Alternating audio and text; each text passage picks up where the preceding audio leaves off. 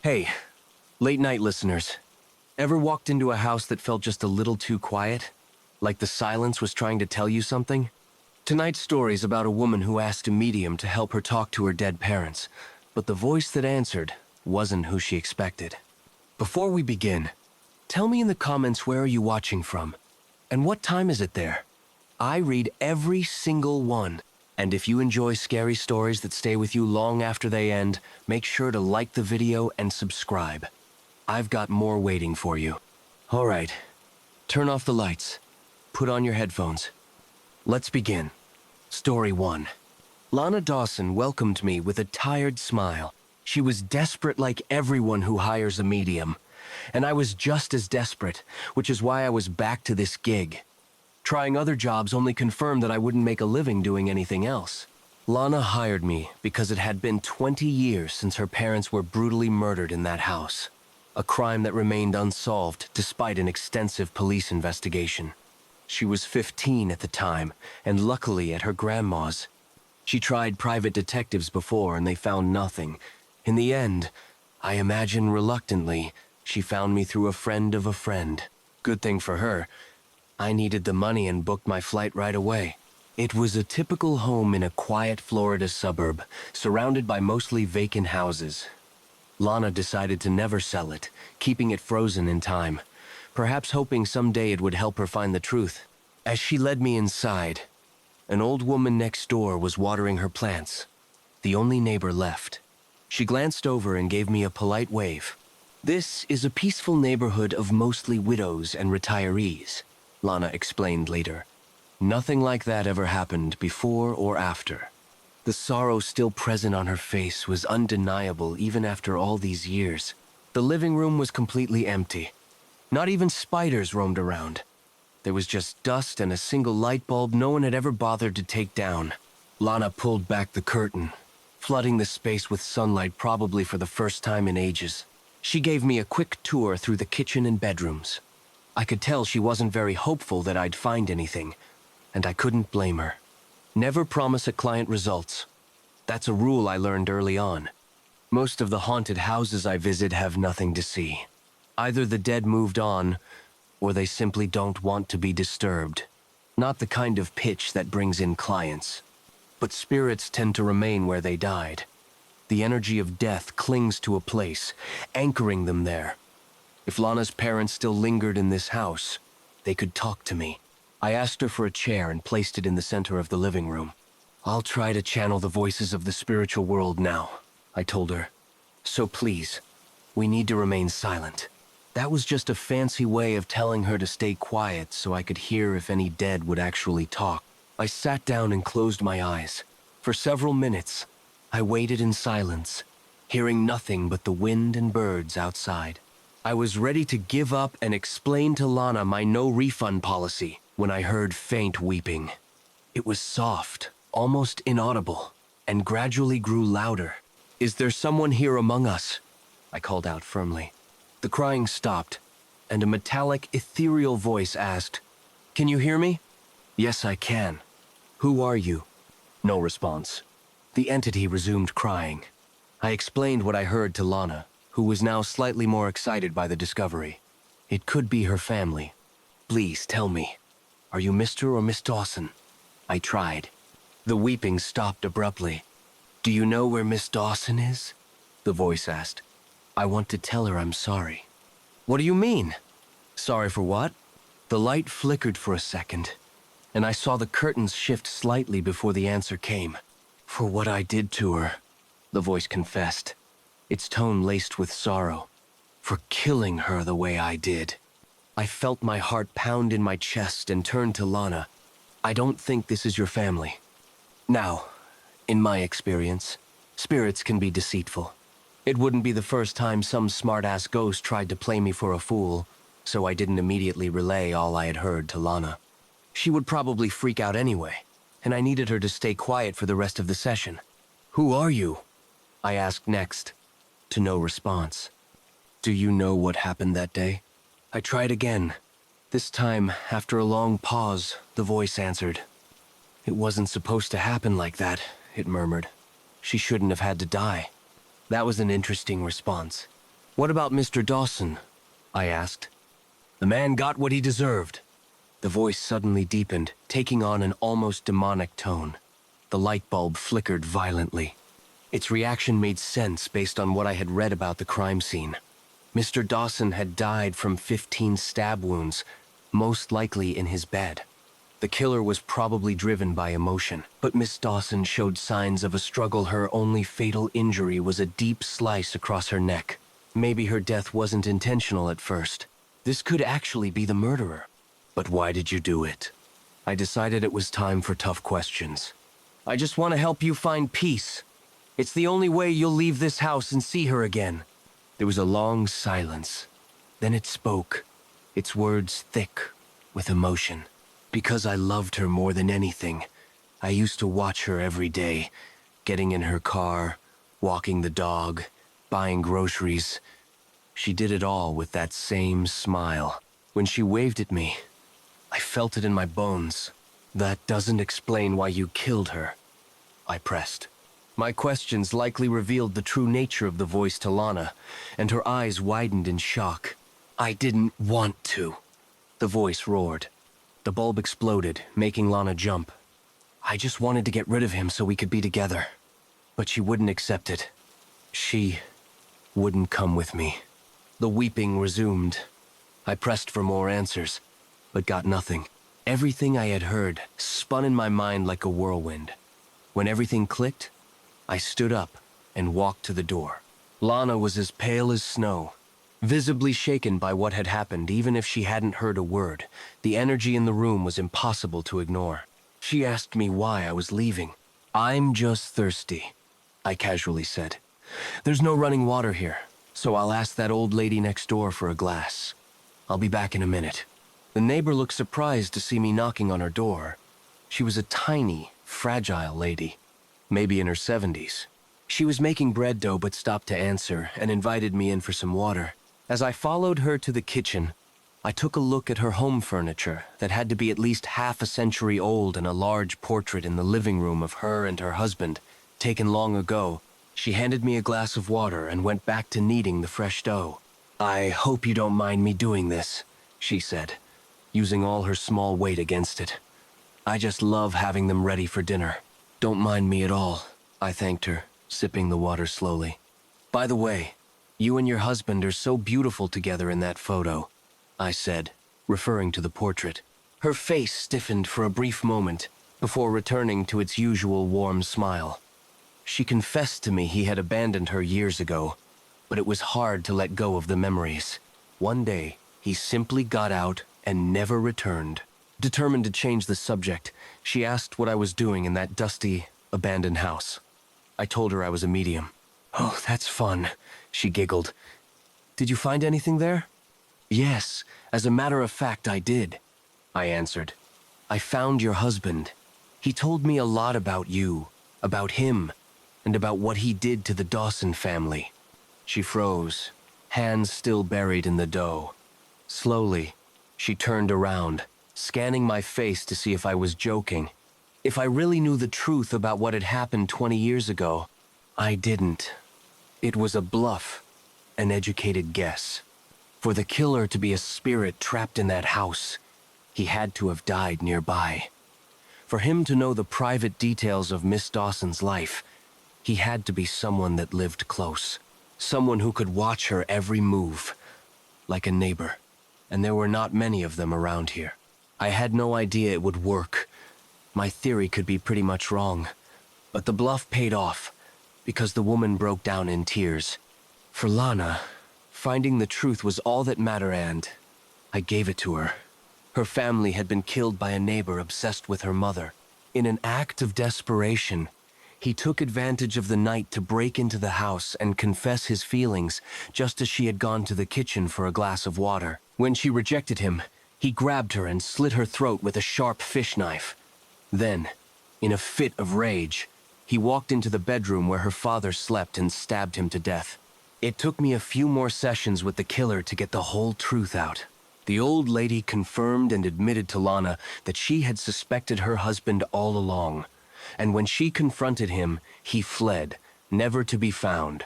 probably dying somewhere years later. The end. Or at least that's the end I told Lana. I can't say she was happy about it, but at least she knew now. There could finally be peace. What I didn't tell her was that the husband never fled, and his wife didn't simply confront him with words. When he arrogantly admitted to the crime, showing no remorse, she shot him with the handgun they kept under the bed and buried him in the backyard. I advised the woman to lie to Lana, keeping her safe from any legal trouble.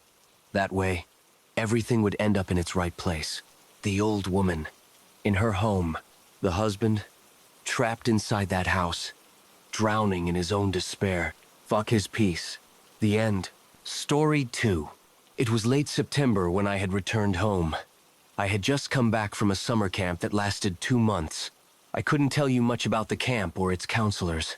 I know I had a good time, except when I got lost during a group nature hike. When I finally was able to find my way back to camp, it was late, and no one was in camp. When I returned home, my parents were surprised to see me. "Max, you're home?" my mother asked. She slowly approached me and looked me up and down. She then dropped to her knees and hugged me. I could see my father standing in the doorway looking at both of us. He swiftly turned and locked himself in the den. He must have still been angry with me. Before summer camp, I had broken into his gun cabinet with some friends from school. My friend Benny accidentally pulled the trigger of one of the guns and shot a hole in the wall. No one was hurt, but my friends scattered, leaving me with the smoking gun. When my dad found out what had happened, I got the lecture of a lifetime. "Do you have any idea how stupid that was? You're extremely lucky. No one was hurt," he scolded. "I'd ground you, but I'm just glad you'll be out of my sight for the next 2 months. He then kicked me out of the den and sent me to my room without dinner. A knock at my door startled me as I was looking at some magazines Benny had snuck me during class. I opened the door to see my sister, Riley, standing there with a plate of food. "Mom said to sneak you a plate," she said, pushing the plate into my chest. She was taller than me, but I would assume her big, colorful hair that reeked of hairspray helped to contribute to her height. I looked her up and down, seeing her wearing her jean jacket vest with her black Sabbath shirt underneath. Her neck was weighed down by the several necklaces she frequently wore. "Are you going out?" I had asked. "No, twerp. I just dress this way and put on war paint before I go to La La Land." She sneered. "Do Mom and Dad know?" I asked, chewing through some broccoli. "They don't, and you better not tell them either," she whispered. "Or I'll tell Mom about your nudie mags, you little perv." She had me dead to rights. I nodded, agreeing to keep my mouth shut. Later that night, after my parents went to bed, I heard the window open from Riley's room. I went back to bed. The next morning, I came down for breakfast. Pancakes, eggs, and bacon. A weekend staple for my family. My dad already sat at the table, coffee in front of him, his nose in the paper. He never said a word to anyone until his second cup of coffee. But today, he was extra silent. Must still be angry with me. Riley didn't come down for breakfast. Normal for nights she sneaks out. "Are you excited about going to summer camp, sweetie?" my mom has asked. I nodded as I stuffed my face with bacon. "Will your friend Benny be there with us?" she asked, putting down a plate of food for my dad. "No, he ended up getting summer school," I said, looking back at my mom. I could hear my father scoff from behind his paper. He never liked Benny, said he was a bad influence. It wasn't until the early afternoon when Riley finally came downstairs, still wearing her black Sabbath shirt from last night, her hair a mess, and her makeup mostly cleaned off with the slightest hint of eyeliner. She shot me a look as she grabbed a plate covered in plastic wrap from inside the microwave. She then sat down next to me on the couch and watched cartoons with me. "What time are you supposed to be leaving?" she asked. I think 2 p.m., I answered, not entirely sure. "What is the name of the camp?" she asked. Camp Manatari, I think it's called," I answered. "Oh, that's it in Sleepy Falls. I remember we went there once on a family vacation. You were like 2 years old when we went. It was a weird place," she said. "Weird how?" I questioned. I don't know. I just remember something not right about that place. Maybe it was just because I was 7 at the time. The world seems a lot bigger and stranger when you're a kid. She laughed. You're still a kid, I quipped. Yeah. I graduate next year, and I'll likely be moving away for college. Mom will be devastated. Look out for her, okay? She said, ruffling up my brown curls with her fingers. I could smell the faint scent of cigarettes stained on her fingers. I tried cigarettes once with Benny. I felt like the inside of my throat was being punched by a fist that was on fire.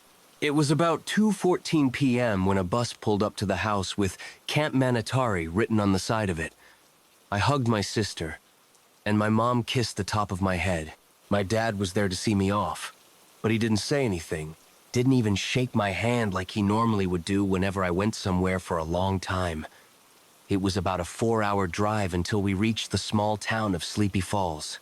The bus weaved through the winding streets of the market district of the town. The townspeople all would come out of the shops to see the bus drive by. None of them waved or smiled. They just looked at us. When we reached the tree line for the forest, it was another 20 minutes until we reached the camp. The counselors greeted us at the bunkhouses and commanded us to gather our belongings and head to our designated bunks. The first few days at camp were mostly just a tour of the camp. It had a lake with boats and fishing, various tables for eating and crafts, an archery area, a go-kart track, and a garden. There was a hiking trail that would lead deeper into the forest. By the 4th night, the counselors sat us by a fire to share ghost stories. Miss Keene, could you tell us about how the camp got its name? One kid asked. The young counselor known as Miss Keene was only a few years older than my own sister, with straight red hair that was pulled back into a ponytail. Of course. So the town of Sleepy Falls was founded by European settlers in the 15th century. There was a local legend about a forest guardian known as the Manatari that would stalk the forest and abduct those who wandered into the woods. No one knows if this legend was brought over by the European settlers or if it was a story created by the local tribes. Some say it's some sort of fae. Others say it's a spirit. She explained. I raised my hand to gain an answer to the question that began to swell my brain. Yes, Max, was it? She said, pointing at me. Why would they name the camp after a monster that abducts people? I asked. I believe it was in honor of the creature's benevolent behavior as a protector of the forest, she answered. Now, how would you all like to hear the story of the horseman from hell? She asked. The kids cheered, ready for the next scary story. I didn't pay much attention to the rest of the night. When we all turned in for bed, I just thought about how much I already missed home. My mom, Riley, even my dad. The next couple of months were just regularly scheduled events. A couple of weeks before the end of camp, Miss Keene became sick. She stayed in her bunkhouse most days, only occasionally being seen from her window, watching us play. Eventually, we stopped seeing her. I asked another counselor what had happened to her. Oh, Miss Keene. We had to send her to the hospital. She was really sick and not getting any better, he answered. Will she be back before the end of camp? I asked. No, maybe next year, he answered. Hey, no more questions. Let's get ready for one of our last nature hikes, he said. The hike was like all the others. Same trail, same trees, same plants. During the hike, I started to lag behind a bit, daydreaming about what happened to Miss Keene and thinking about how by the end of the week, I'll be back home. I hope my dad isn't still mad at me. Ma, Max. A voice reached out from behind a tree. I stopped in my tracks, looking around, but I didn't see anyone. Ma, Max. The voice said again. I recognized that voice, even though I hadn't heard it in 3 weeks. It was Miss Keene. Miss Keene? Is that you? I asked. Please help me. You don't have to do this, Miss Keene said. Please follow me, children. She called to me. Guys. Hey, I found Miss Keene. I think she's hurt. I yelled to the group ahead of me, but they didn't hear me. I decided to follow the voice to find Miss Keene. If she was hurt, I could help her using the first aid skills I learned from one of the camp events. I followed the voice further into the forest, farther away from the trail. Before I knew it, I got turned around. I was lost. I never found Miss Keene. I decided to backtrack the best I could back to the camp. Somehow, some way, I made it back. I was still being embraced by my mother. She was crying on my shoulder. I could feel her hot breath from her wails against me, her tears slowly dripping into my shirt. From the den, I heard a loud pop sound. It was a similar sound to when Benny accidentally shot the gun in there months ago, just more muffled. I could hear rumbling coming from the stairs as Riley came running down then. "What the fuck happened?" she cried. She came and stopped in the doorway as soon as she saw me. "Riley," I said as I pulled myself away from my mother's grasp. She collapsed to her hands and knees as she cried even harder into the tile. "What the fuck?" she screamed as she turned around and ran back upstairs and slammed her bedroom door.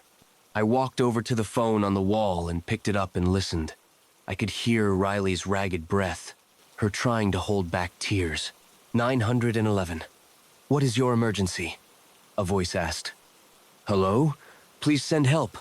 I'm at 3232 W Holly LN, she said desperately. "What is happening there?" the operator asked. "It's my brother. He's downstairs with my mother. I think my father shot himself," she cried. "Your father shot himself. Okay, we'll send a cruiser and an ambulance your way," the operator said. "No, that's not it. My brother disappeared a month ago at summer camp. They found his body in the woods. We buried him last week. That thing downstairs is not my brother," she screamed, her voice finally breaking down in cries of both sadness and fear. End. Story 3. They were outcasts once, in the old days. The Silent Kings. That's what all the old-timers heard from their old-timers, anyway. They were sin-eaters. Mute sin-eaters. Mute from trauma, according to most. The three of them were brothers, orphaned together when they accidentally set their mother on fire. The legends don't record the details of exactly how that went down, but the boys were so traumatized not just from witnessing their mother's fiery demise, but also being the cause of it, that they never spoke again. No one spoke to them, either. They were pariahs after that. Accident or not, being responsible for the death of your own mother, especially in such a ghastly manner, will make people think twice before associating with you. The boys survived by scavenging and foraging on the outskirts of town, the townsfolk never failing to drive them away if they got too close. The only time the brothers ever got any charity out of any of them was when one of them died. According to, well, a psychic at a local yoga studio, if I'm being honest. Bad karma literally weighs a soul down and keeps it from ascending up through the astral plane. Throughout the ages, people have tried all kinds of workarounds to this to try to ascend despite their karmic baggage, and sign eating was one of them. Someone who was already considered damned beyond redemption, like 3 boys that had burned their mother alive, might as well take on the sins of the less contemptible to give them a shot at salvation. During the lives of the Silent Kings, the ritual took the form of placing a loaf of bread on the deceased's chest and leaving it to sit overnight on the eve of their funeral. Before the coffin lid was closed, the Silent Kings were summoned to not only retrieve but eat the loaf in front of witnesses, ensuring that they were, in fact, absorbing the sins of the dead. This went on for many years until the boys were grown into men and had still never spoken a word to anyone. One day, the 3 of them were summoned to complete the same ritual they had completed 100 times before, and they ate a loaf of bread off the chest of a dead man.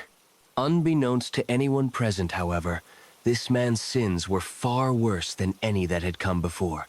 To this day, it's unknown what made this man so evil, and most say that he surely must have been in league with the devil to explain what happened next. After the Silent Kings had finished their bread, the priest dismissed them so they could proceed with the funeral. But this time, the boys didn't leave. Instead, they clutched their stomachs and started vomiting in front of God and everyone, their bodies unable to absorb the man's many and abominable sins. They just kept retching harder and harder, and it wasn't long before they were throwing up blood. It was obvious that they were in need of medical attention. But even then, the townsfolk had no pity on them. They continued on with the funeral as best they could, hoping that when they returned, the problem would have solved itself. But it wasn't just the sins of that dead man that the silent kings were purging from their systems. It was all of them. When they had heaved themselves dry, steaming hot blood started oozing out of every pore. And as it evaporated into a crimson mist, it carried the weight of their adopted sins with it. Before they had bled out completely, their bones started to fracture and break until the oldest sins, the ones that had sunk deep into their marrow, were able to escape. As the funeral procession marched forward towards the cemetery, the sins of their long-dead loved ones were brought to them upon a foul wind. Some experienced them as visions, as whispers without a voice, or simply as long-forgotten memories that had finally been remembered. Pandemonium broke out as they were stricken with grief, guilt, and rage at what their departed kin had done. And plenty of fresh sins were committed that day as well. What the town folk had failed to grasp is that sign-eating only works when it's a noble sacrifice. The sin-eater has to take on the weight of another's sin because they believe that person deserves redemption, even when karmic law says otherwise. They are Christ-like figures, and for the ritual to work, they must be revered as such. They must be redeemers, not scapegoats, or no real healing or forgiveness is possible. They just take on more and more sin until it breaks them and is unleashed threefold back onto those who cast the sin-eater out. The town never recovered from that tragedy, and it was eventually abandoned. It's a literal ghost town, haunted by restless spirits who had once sought easy and unearned redemption. Only the sin-eaters, those silent kings, remain now. You see, it wasn't just the sin of all those they had taken on that were purged in their final moments. It was their own, too. Their years of selfless service, suffering, and sacrifice had earned them their penance. And when their souls were free of sin, their broken bodies were transmuted into statues of cold iron, skeletal wraiths swathed in hooded robes and adorned with tall crowns.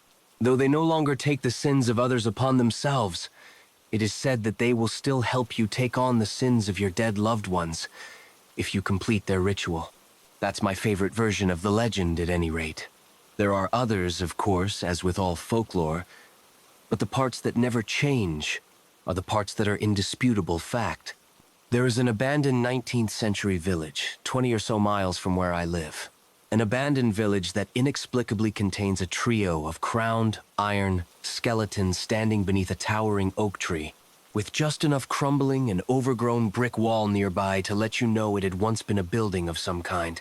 If you want to complete the Silent King's ritual, you'll have to go to this hovel and pay them a visit. First, you'll need 3 silver dollars. Most people say that older ones work better, but any ones you can get are fine. You'll have to keep one of them in your mouth, though, so make sure it's not too big or too grimy. Next, you'll need a loaf of bread, freshly baked with simple ingredients: flour, yeast, butter, and water. You'll want to add salt for purity, rosemary for remembrance, and black poppy seeds to represent the sins of the deceased. The standards for the bread aren't exact, but as a general rule, the kings won't accept industrially produced bread. A loaf from an artisanal bakery might do the trick, but it's best to play it safe and bake the loaf yourself. Don't worry if you're not much of a chef. You're going for humility here. A husk of barely edible burnt bread may even turn out in your favor. Just don't make it too large, since you're going to have to eat it all in one sitting. You'll also need 3 beeswax candles. Not big, but they should all be the same size. I don't think the kings are particular about what you light them with, but I strongly urge you to err on the side of caution and not bring anything too modern. You'll need enough sacramental wine for 3 goblets, and the most important thing you'll need is a handwritten note of whose sins you're looking to take on. Write down who they are, what they did that you think earned them damnation, why you think they deserve clemency, and why you're willing to bear their cross for them. Lastly, you'll want a backpack to carry all this in, as you will need your hands free for most of the ritual. The outskirts of the village are marked by an old wooden sign that's been there for as long as anyone can remember, standing right beside a narrow path of sand that leads straight to the king's hovel. It simply reads, "One can only truly listen in silence." Once you cross this sign, the ritual begins. Everything will go deathly silent once you step across the threshold, a silence which you are not permitted to disturb. It's basically a quiet place rules. Stay on the sand path and do not speak, sigh, laugh, or scream until you have left the village. Normal breathing is fine, and if they're muffled and truly involuntary, you might get away with a cough or a sneeze. But any elective sound you make could end up costing you your life. So tread carefully. The ritual may be started any time after sunset, and I'd recommend doing it immediately after to ensure you'll have all the time you need. Before you step into the village, place one of the silver coins under your tongue and hold another in each hand, fists clenched tight. Make the sign of the cross first with your right hand and then your left. As soon as you step across the threshold, you'll begin seeing apparitions from the day the Silent Kings died. They're not ghosts, just scars, memories burnt into the psionic fabric of reality during a tragedy. They'll start off subtle, but they'll get worse the more noise you make. Walk slowly along the sand path to the king's hovel, making no more noise than need be, not daring to so much as rustle the grass. Keep your gaze low, because no matter how quiet you are, you're still making some noise, so the visions around you will get worse and worse. You could just close your eyes, I suppose, but then you'd be at an awfully big risk of stumbling off the path and making a real ruckus, making it all the worse when you inevitably have to open your eyes again. The most important thing is not to drop the coins until you're in the king's hovel. They create a sort of circuit when you carry them like that, which forms a protective ward against the apparitions. Plus, keeping one of them in your mouth just keeps you from talking. If you didn't have the coins, you wouldn't just see the apparitions. You'd see the sins that drove them to such madness to begin with, which is something you probably wouldn't be able to handle. The ward has its limits, though, and it can be overpowered if you make too much noise or linger too long. Some people are more sensitive to these apparitions than others, so if at any point you feel you're losing your nerve, turn back. When you reach the threshold of the village, drop the 3 coins, and never return again. You've already made far too much noise. But if you do make it to the king's hovel, you should cross yourself once with each hand again before entering, along with making a respectful bow. Once inside, you'll see that each of the Silent Kings has a chalice in their right hand, an alms bowl in their left, and their mouths wide open. You start by placing the coins in the alms bowls, the grace of the kings now being sufficient to guard you from the apparitions. Fill the alms bowl on your right, their left, first, then the left, and then use your right hand to remove the coin from your mouth, wipe it off, and place it in the alms bowl of the center king. Do not spit the coin into the alms bowl. Have some class. Next, you pour the wine into the goblets, again moving from right to left to center. Gently tear the bread into 3 roughly equal pieces and place it into their mouths, from right to left to center. Take out your beeswax candles and place them out in front of the Silent Kings, from right to left to center, and then light them in that same order. If you have not done the ritual correctly, the candles will refuse to light. You cannot take back what you have given to the kings, so you must now make the trek out of the village without the protection of the silver coins. Your odds of surviving this are far from encouraging, but slightly better than if you try to stay until sunrise after losing the king's grace, so you'll want to make sure you got the ritual right. But if the candles do light, sit down in between the Silent Kings and take out your note. Read it silently to yourself, and then again, and again, over and over and over again, until the candles burn out. Remember that this letter is your mantra. Don't let your attention waver, and be very careful not to mutter a single word aloud when reading. This should go without saying, but if you have a strong inclination to talk to yourself, this ritual may not be for you. Once the last candle has burned out, you won't have enough light to read by, though by then I'm sure you'll have it memorized by heart. You can just sit there for a moment if you like to let your eyes adjust. Fold up the letter and tear it into 3 equal pieces, in the same order as before. Right, left, and center. Take the bread out from each king's mouth and replace it with a piece of the letter, eating the bread entirely before moving on to the next king. When you've finished, you can parch your thirst by drinking from the center king's cup. If it's still wine, then you failed. You'll still have the king's grace, though, so stay exactly where you are and perfectly silent until sunrise. Leave the village, and don't attempt the ritual again unless you're sure you've realized why you weren't able to accept the sins of your loved ones before, and that you can do better next time. But if you were successful, you'll find that the wine has been transmuted into water. No need to wait until dawn now. You're a sin eater, and the apparitions will ignore you just like they did the Silent Kings. Make your way out of the village, not breaking your silence until you cross the sign.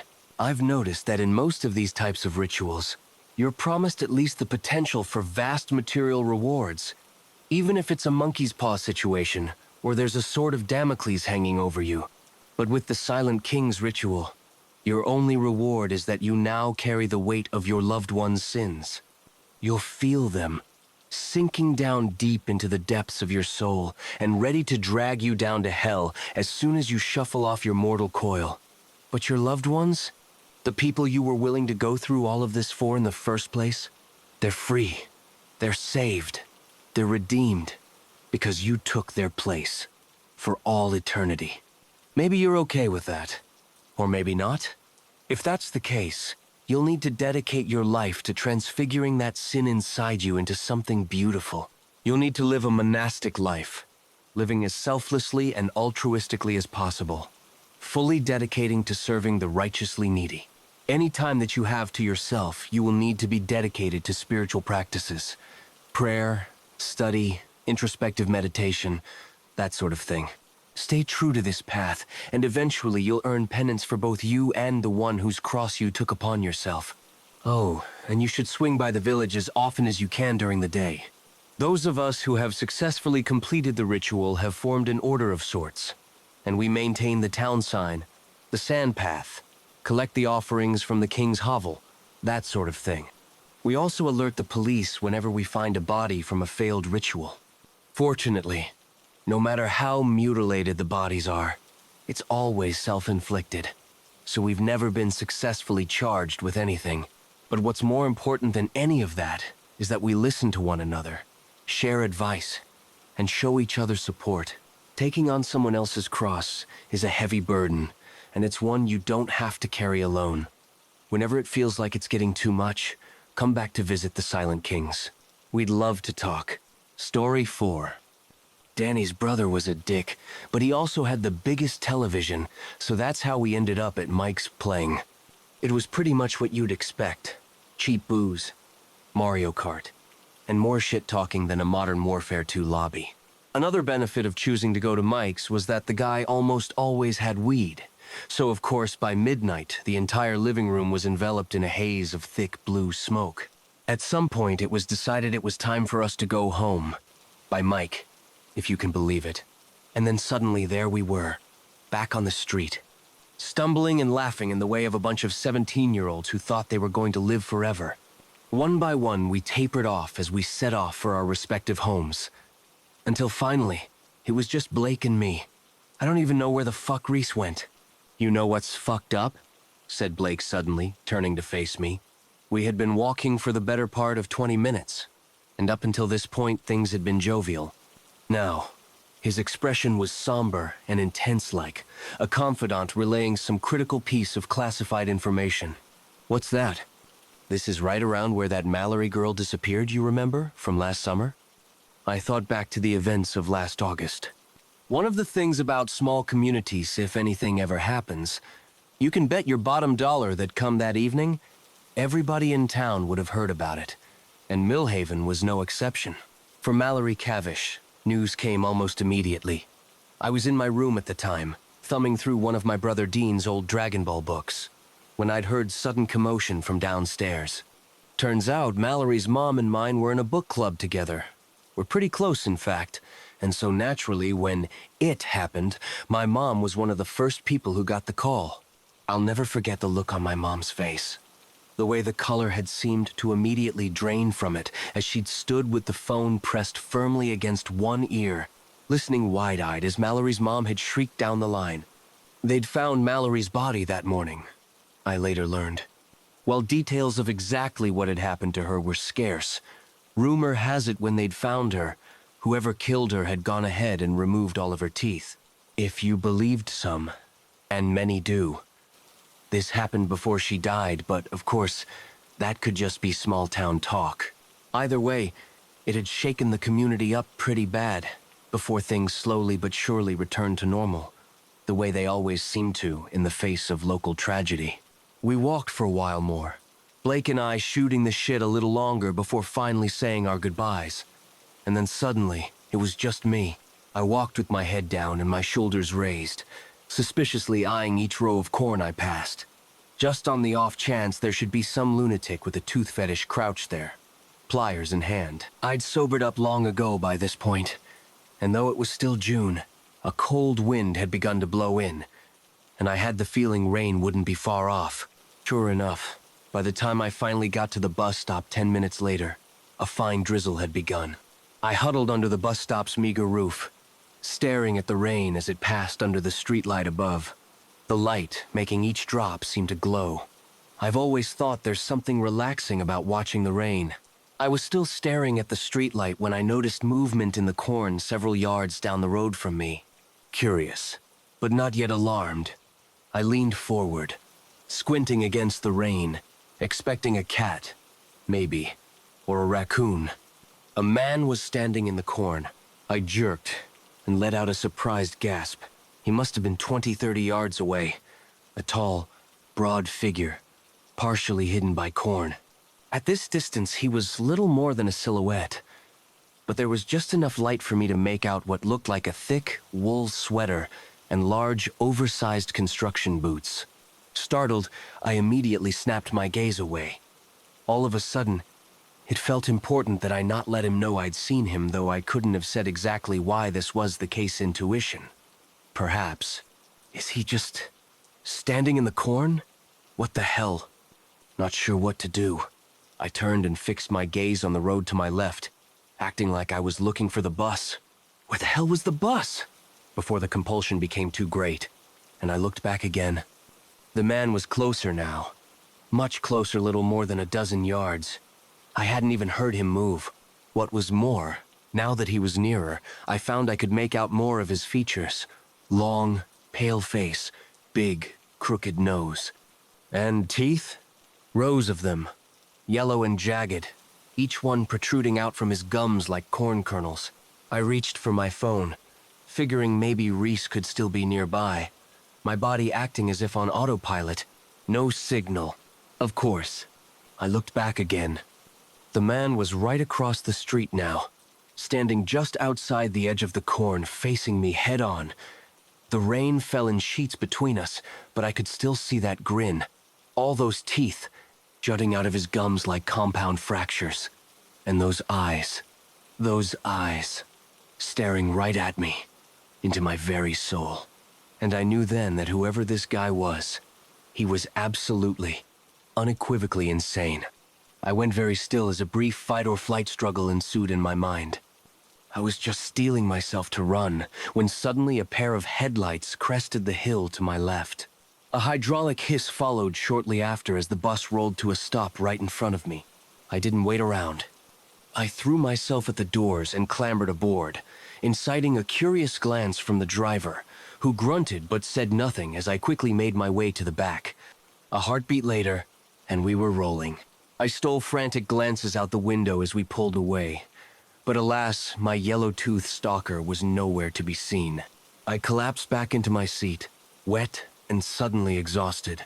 In the new safety of the bus, I began to question whether I had really just seen what I thought I had. Who the hell hangs out in a cornfield in the middle of the goddamn night? Anyway, I let out a short laugh as the obvious suddenly dawned. No, dipshit. Not a monet was a scarecrow. You're in a cornfield. That's what you saw. Feeling reassured, I slumped down further in my seat, listening to the patter of rain as the bus continued to rumble along. We passed one stop, too. I was just starting to relax again, when all of a sudden the doors flapped open and I sucked in a breath. No fucking way.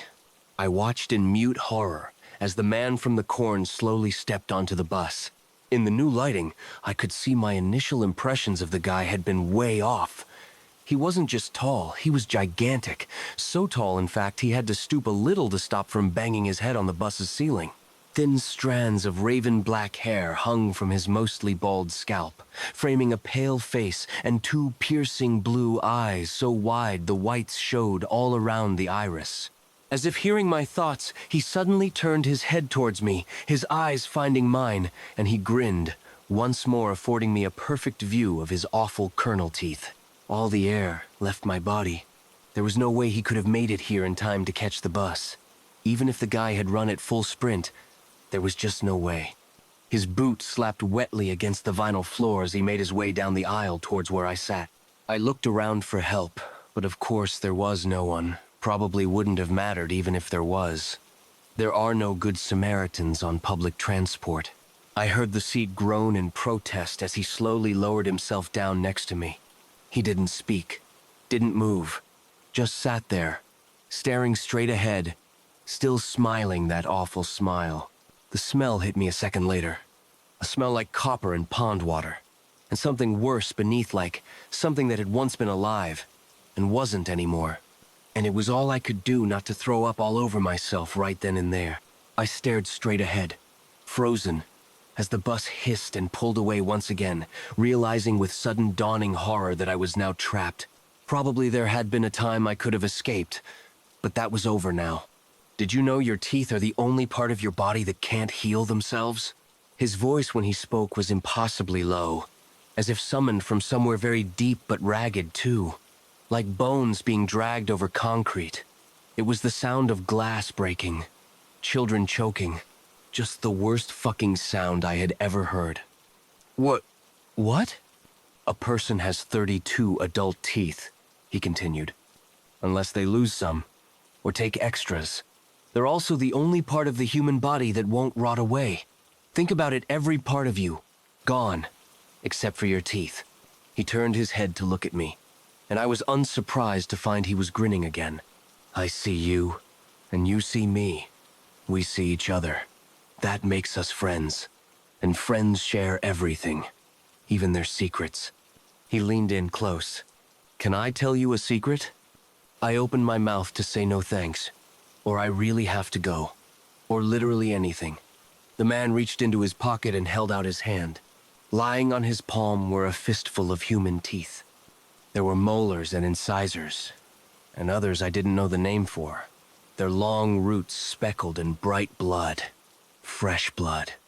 I gripped the seat in front as the world suddenly grayed around me. I was going to die, I realized. I was going to die. And just like Mallory, my teeth would be plucked one by one from my head like petals off a daisy, until all that remained was my blood-streaked, gaping maw, fixed in its eternal death scream. They would find my body on the side of the road several days from now, mangled and mutilated just as Mallory's had been picked at by whatever carrion roamed nearby. Or maybe not. Maybe instead I would be dragged into the field and left for the corn to consume me, eating me little by little until nothing remained of my existence but a vague sense that something bad had happened here, and to stay away. Would my parents ever find out what happened to me? My friends? Would they come looking? And if so, would they like what they found? Would there even be enough left to identify my body? They're also the only part of the human body that won't rot away. Think about it, every part of you. Gone. Except for your teeth. I kicked him. I didn't mean to. It happened on instinct. My body acting of its own accord as it fought to save itself. To this day, I'm not sure how I even managed it, given the tight angle. All I know is one moment I was sitting there, staring up into his sweet baby blues. The next, my foot was shooting up and out while the rest of me swiveled sideways, in a maneuver I would never be able to pull off in any other circumstance. I don't know if I was necessarily aiming for his hand. The teeth went flying high up into the air, scattering in every direction before raining down like some hellish confetti. Immediately, the man let out a wail and dove after them, causing the bus driver to slam on the brakes. He snapped his head back to glare at us. Hell's going on back there? I didn't wait around to find out what happened next. I threw myself over the seat and crashed through the bus's folding accordion doors, punching through them like a fist through a wet paper bag butt, not before casting one last glance back at the man. He was still on his knees, hands frantically pawing at the floor as he searched for his missing teeth. Even over the rain and the rumble of the bus's engine, I found I could still hear his voice. 1 tooth, 2 teeth, 3 teeth, 4 teeth. Ha ha! I turned on the spot and ran for my life. I got back home 5 minutes later. I had run the entire way, unsure whether the man with the yellow teeth had followed me. But not wanting to take the risk, my entire body slick with a combination of rain and sweat. My parents came down almost immediately, no doubt on account of all the screaming. My dad had looked especially pissed right up until he'd seen the look on my face, and then I guess he must have realized that whatever was going on with me was serious, because a few minutes later he was on the phone with the police. The police arrived 20 minutes later, where I was then hit with a barrage of questions. Giving a description of the guy wasn't hard. When I mentioned the guy's teeth, however, the 2 policemen had shared a look, and then a few minutes later there were more cops in my kitchen asking questions, their boots tracking muddy half-moons on the carpet. I tried to be as accurate as I could, but really whenever I tried to recall anything about the man's appearance, all my mind would bring up was those awful yellow teeth. They found Reese's body the very next morning. His jaw had been entirely removed, and every tooth had been ripped clean out. None of his teeth were ever found, but of course, I know what happened to them. And in the quiet moments between therapy sessions, I can still hear the man with the yellow teeth counting. 1 tooth, 2 teeth, 3. Story 5. It had been 10 years since I was last home, since I last walked through the large blue door with the welcome mat out front. They tried to resell the house after we left. Well, forced out would be more accurate. They never could sell the house. It was kind of hard to sell a house with the stigma of a suicide attached to it. For 10 years, I've been haunted by that day. The day my father took his own life. The day my mother lost her mind. The day my brother came back from the dead. My brother, Max, had disappeared during the last few days of his camping trip. He went to a camp called Camp Manatari, right outside of that freaky town called Sleepy Falls. It was one of those small towns that had existed since colonial times but wasn't on any map. And the only way you could find it is if you'd been there before, or someone who'd been there before showed you the way. When we got word that Max went missing, we drove the 4 hours to Camp Manatari to assist in the search. My dad stayed silent the whole trip, and so did I. The silence in the car was broken by my mother's occasional sobs and repeating to herself, "My baby boy, we'll find you." When we reached the town of Sleepy Falls, we cut through the market district, since it was the fastest route to the camp. Shopkeepers and shoppers alike stepped out of their stores and just stared at us as we drove by. No smiles, no waves. They just stared. I remember when we visited this place years ago. I was just a kid, but something about this town rubbed me the wrong way. When we arrived at the camp, we were greeted by a tall, skinny man with dark hair cut into a bowl cut and dark-rimmed glasses. "Hello, my name is Simon. I'm one of the counselors here. You must be the Turners," the skinny man said, extending his hand out to my father. "Grant, this is my wife, Nicole, and my daughter, Riley," my dad answered as he firmly shook Simon's hand. Simon looked at my mother and me, and then back to my father. "We're doing all we can to look for Max. We have the local sheriff and his 2 deputies helping in the search," he said. "That's it? Just the sheriff and his 2 lackeys? Where's the police?" "The FBI," I demanded. "This is my brother we're talking about." "Riley, be silent," my father yelled. I shut up quickly. My father wasn't a loud man. He got angry and raised his voice hardly ever, so when he did, it was always a surprise. The town would prefer to keep this a localized event for now. Besides, we also have all of the counselors and volunteer campers assisting in the search. Simon smiled. "We'll help too," my father said. My mother and I nodded in agreement. The search lasted all through the night and into the early morning. We would take shifts during the search.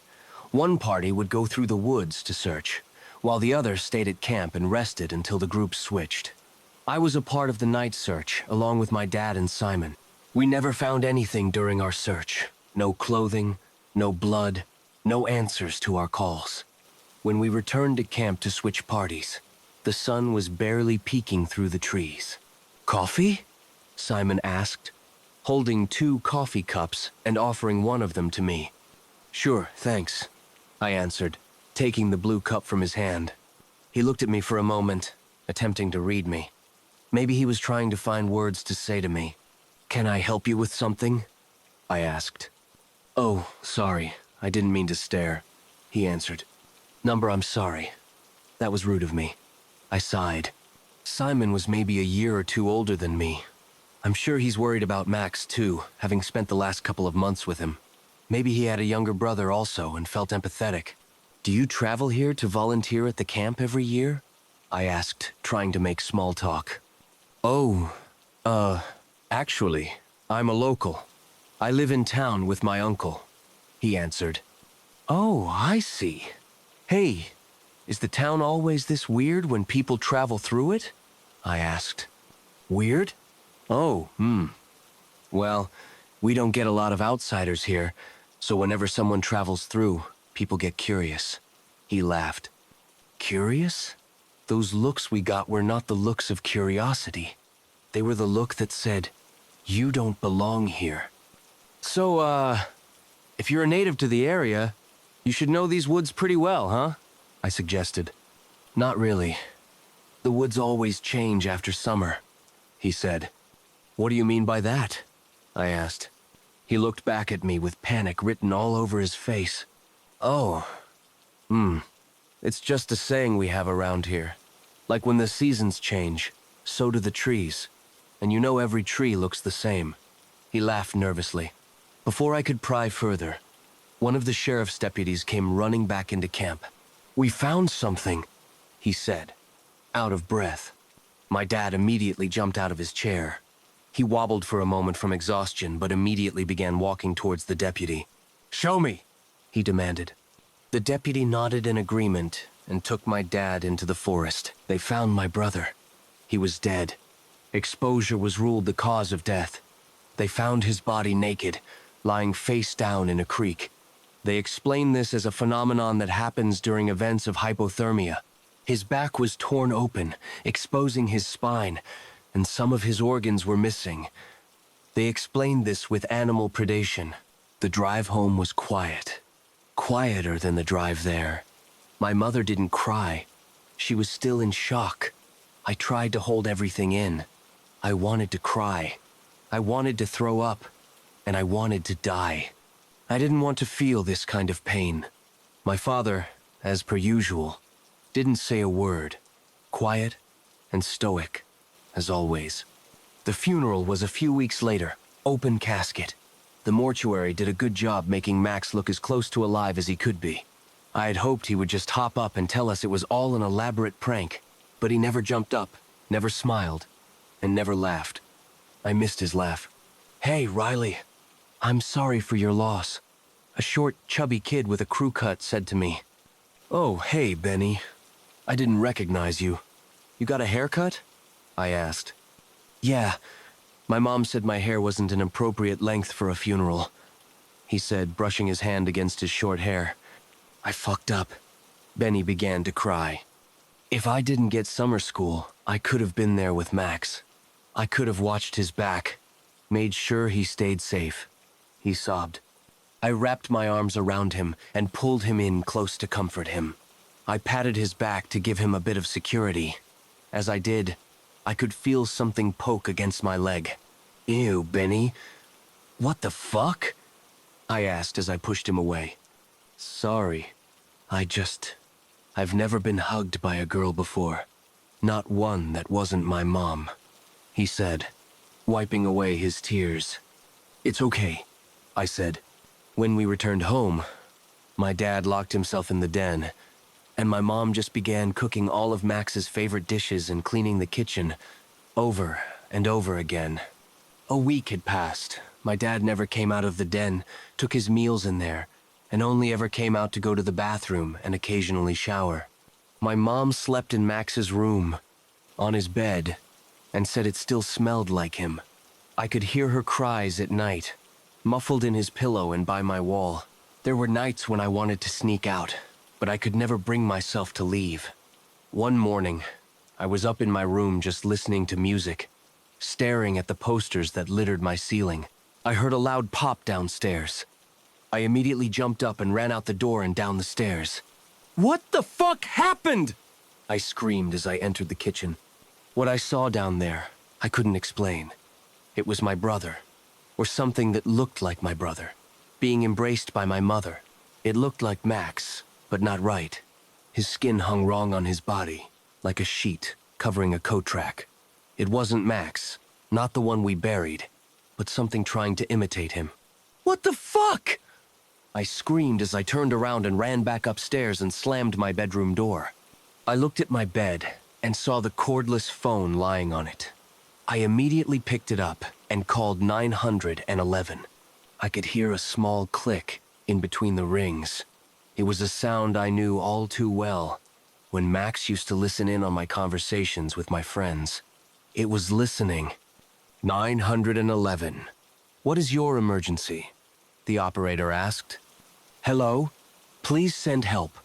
I'm at 3232 W. Holly Lynn," I said desperately.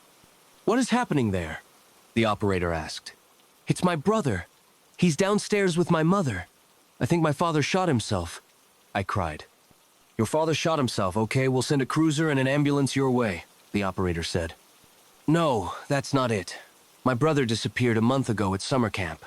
They found his body in the woods. We buried him last week. That thing downstairs is not my brother." I screamed. I couldn't help but break down and cry. "Ma'am, can you repeat that? Is this a prank call?" the operator asked on the line. "Help. There's an intruder in my house. I'm in danger, and my mom is in danger. He shot my father." "Help!" I screamed as I hung up the phone, hoping they'd take me seriously. I had to escape somehow, to save Mom, I thought to myself. That's when I heard a knock at my door. "Riley, let me in. Let's watch cartoons together," the voice said on the other side of my door. I quickly, but quietly, began to open my window leading outside. "Riley, Mom made pancakes. Come on down," the voice continued. It sounded like Max, but not like Max.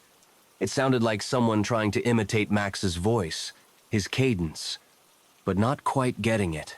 I began the climb down. I'd made this climb dozens of times before, but I was always able to take my time.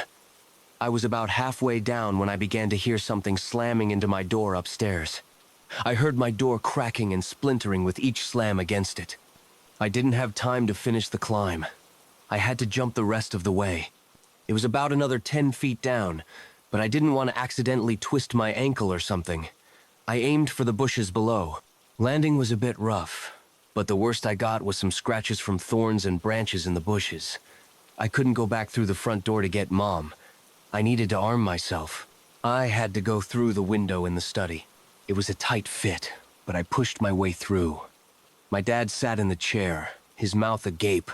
A crown of bone and brains adorned the back of his head. His cherished 1,911 was on the floor next to him. Scattered through the den were various plates of half-eaten food and a lot of crumpled-up paper. Upon further inspection of the notes, I realized they were suicide notes. My dad had been planning on ending his own life for days, and finally seeing that thing wearing my brother's face must have finally pushed him over the edge. I thought about grabbing the 1,911, but I didn't fully know how to use it. The shotgun, on the other hand, that was in the now open gun cabinet, I was more intimate with. Dad taught me how to shoot it, always bruised my shoulder, but he said it was one of the best options for home defense. I loaded in 3 shells of buckshot into the tube, followed by 2 slugs and 1 in the chamber. I grabbed a handful of shells and put them in the front pocket of my flannel shirt I was wearing. I slowly opened the door that led out into the hallway, past my parents' room, past the kitchen. I saw my mom still on the ground, crying into the tiles still. "Mom," I whispered, "you need to run." She didn't respond. She just stood up and brushed herself off. "Oh, hi, Riley. I was about to make pancakes for your brother. Can you tell him to wash up?" She smiled, her eyes blank with emotion. "Fuck." I said to myself. I hurried up the stairs, pushed the butt of the shotgun against my shoulder, ready for the thing to pounce at the top of the stairs. It never came. I checked my room. The door had been broken down, but there was no sign of the thing. I checked my brother's room as well, just in case this thing had the courtesy of closing the door behind it. Nothing there either. Just my brother's unmade bed, the way my mother had last left it. It was then I heard the television downstairs turn on at an exceedingly high volume. I quickly turned around and headed back downstairs, past the kitchen, where I saw my mom still standing in the exact same spot, exactly with a whisk in her hand, stirring at air. I walked into the living room and saw the thing sitting on the couch watching cartoons. I raised the shotgun towards the back of what you'd call its head, readied my finger on the trigger. "Is it time for cartoons?" it said, almost perfectly imitating Max's voice. I hesitated for a moment. Its head spun around like an owl's, and it looked at me with its blackened eyes. It reminded me of a deer's eyes after you've killed it. It startled me and made my blood run cold. It was the first time seeing it up close. I was startled by its expression and fired the shotgun, clipping the top of its head with the slug. It shrieked at me as it jumped from the couch onto the ceiling and began crawling around like a spider, its limbs gnarled like the branches of a tree, and its body twisted like a rag being wrung out. I aimed up at it as it began crawling over my head. This time I hit its center mass. Its body fell on top of me, pinning me to the ground. The shotgun was knocked out of my hands, out of reach. A black, sap-like fluid oozed out of its mouth and chest wound. It stank like that of rotting food and putrid water. The thing was heavy, like a tree had fallen on me. I pushed and crawled my way out from under it. I was almost out before it grabbed my ankle. Large, brambled fingers began splitting out from its hands, wrapping around my leg. I could see the top of its head where I had shot it earlier. It pulsated like an organ that had grain running through it similar to wood. It looked up at me as its face began to split open, revealing rows of bony teeth running down its vertical maw. I turned to see the shotgun behind me. I lay back to try and reach it but could barely touch it. The creature's maw began to get wider as the tendrils wrapped up to my thigh just below my shorts. I took a deep breath and pulled back further, throwing myself further back. My skin was ripping and peeling at my thigh where the creature grasped me. I grabbed the shotgun and pulled it towards me. I pumped the next shell into the chamber, spitting the empty one across the carpet.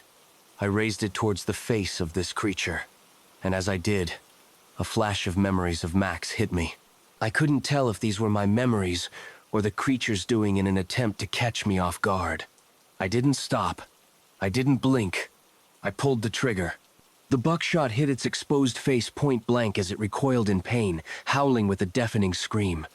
I pumped the next shell, ready to finish it off. It uncoiled its tendrils from my leg and crashed through the large living room window, escaping. A few moments later, I could hear sirens coming up our street. There was no explanation for the events that happened that day. The cops wouldn't have believed my story anyway. They chalked it up to being teenage hysteria due to a combination of my brother's death and my father's suicide. My mom never recovered and ended up in a home. I was supposed to graduate that year and start college the next. Instead, I got evaluated. They said I had PTSD and depression, and that I was probably bipolar too. Said I was a potential danger to myself. Even so, I never told anyone what really happened. I didn't want to end up like where my mom was. I still visit her from time to time. She recognizes me but always says the same thing.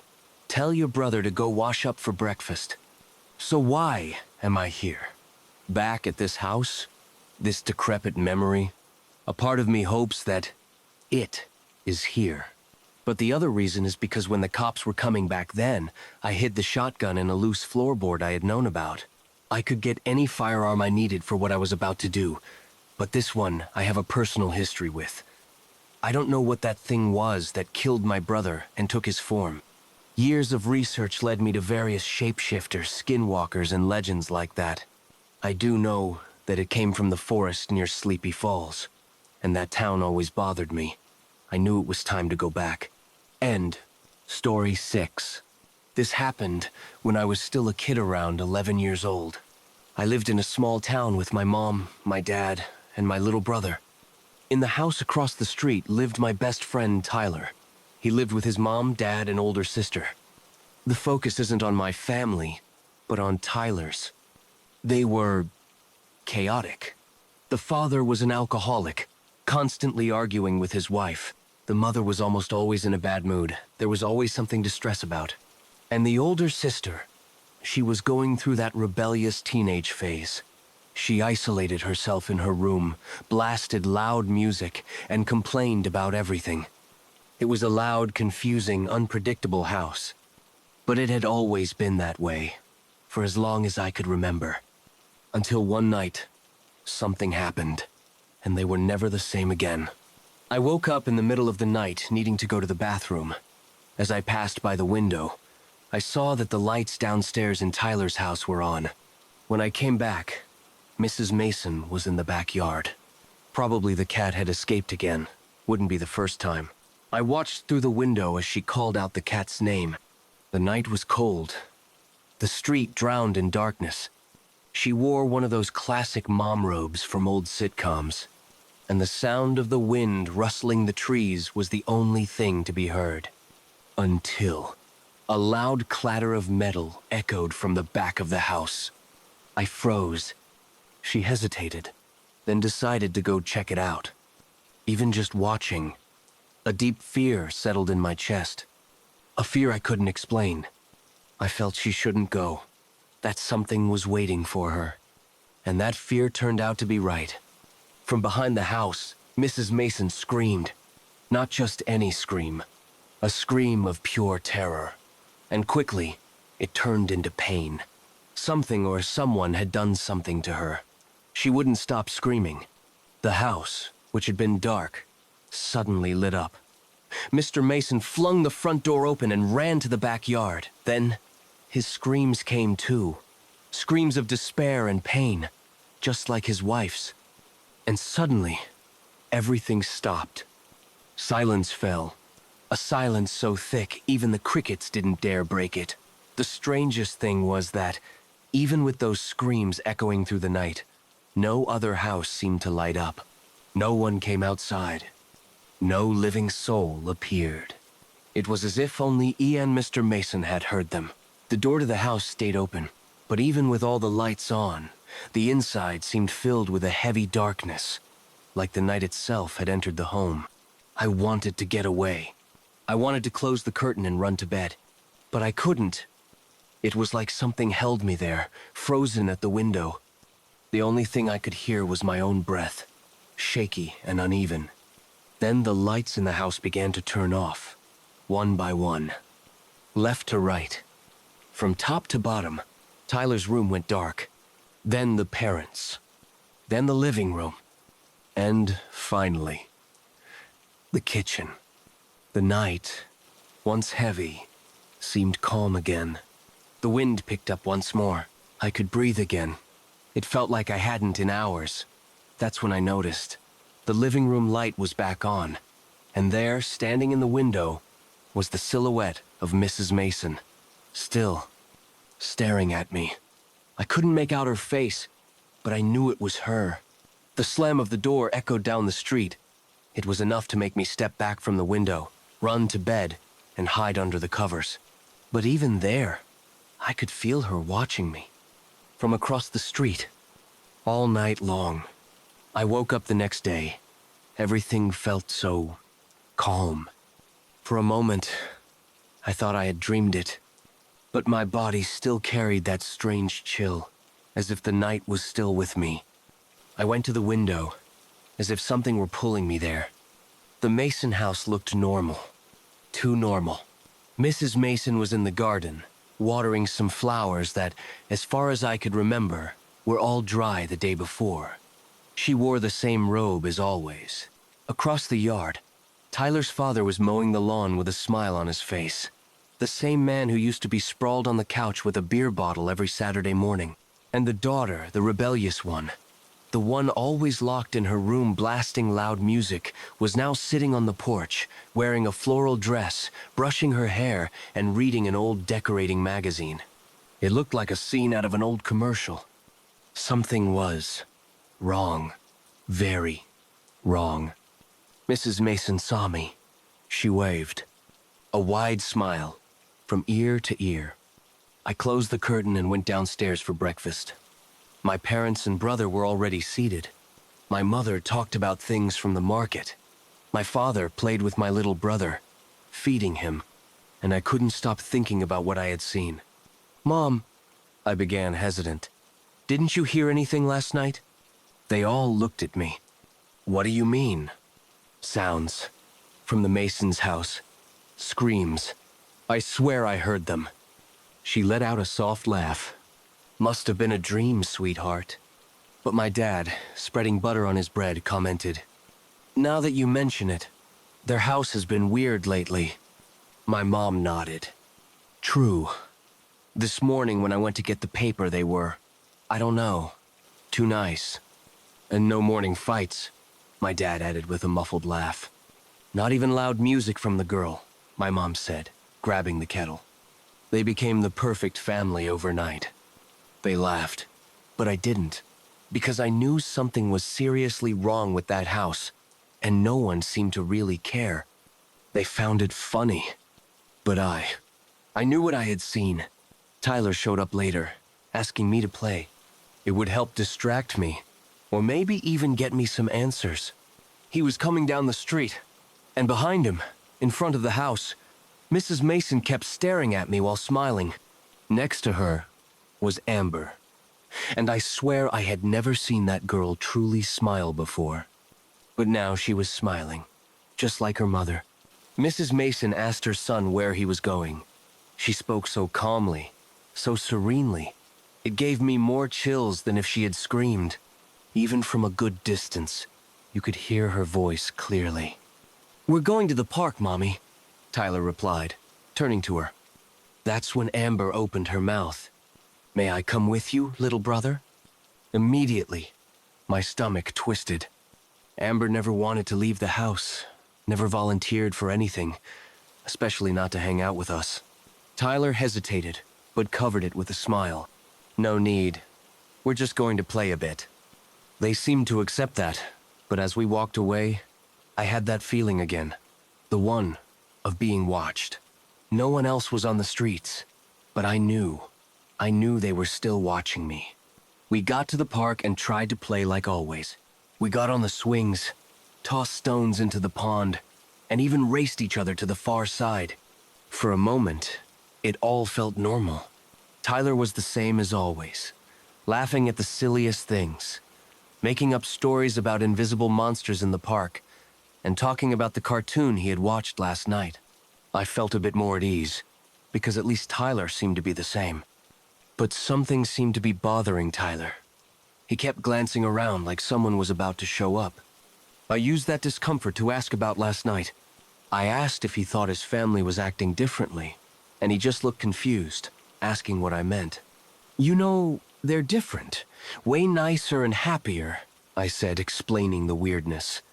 I made sure to mention their smiles, those strange smiles. But he played dumb and said, "Maybe they're just trying to be a better family," which would be a strange thing to do overnight, so suddenly and abruptly. I mentioned what had happened the night before, Tyler's mom leaving late at night, the loud noise, the screams. I told him everything. Tyler just looked at me with a confused face. He said my dreams were always pretty weird anyway. That was the worst part. Not even my best friend believed me. Maybe it was a nightmare, but I'm sure it wasn't. Suddenly, everything went cold, and I got chills down my spine. I didn't know who or why, but I felt watched again. I tried to keep the conversation going, but that feeling was the worst. It wouldn't leave me alone. I gave in. I asked if we could leave, but even so, the feeling followed me all the way home. We didn't talk much on the way. I just wanted to get out of there. And Tyler seemed kind of quiet, too. Maybe he was just tired, or maybe he noticed how uncomfortable I was, but he didn't say anything. I got home, had lunch with my family, and tried to go on with the day like nothing happened. But the feeling of being watched still clung to me, like it was stuck to my skin. The afternoon dragged on, and at night, I had dinner in silence. My parents talked to each other, and my little brother was drawing something in his notebook. Then it was time for bed. Again, I woke up in the middle of the night. Unfortunately, I knew what to expect. It was like something was pulling me toward the window to peek out. I moved slowly, hoping there would be nothing there, hoping I could just go back to sleep afterward. And I jumped when I saw Mr. Mason staring at me from his lawn. I quickly left the window and ran to bed, crawling under the covers, facing the wall. But I didn't know I would regret that. Everything was so quiet. I could hear my heart pounding, the wind blowing, my heavy breathing. And again, that feeling of being watched, but a little different this time. I felt like the thing was close. I felt like it was right behind me. I heard a different sound. Right behind me, the sound of wood creaking, and a chill ran through my whole body. I was panicking.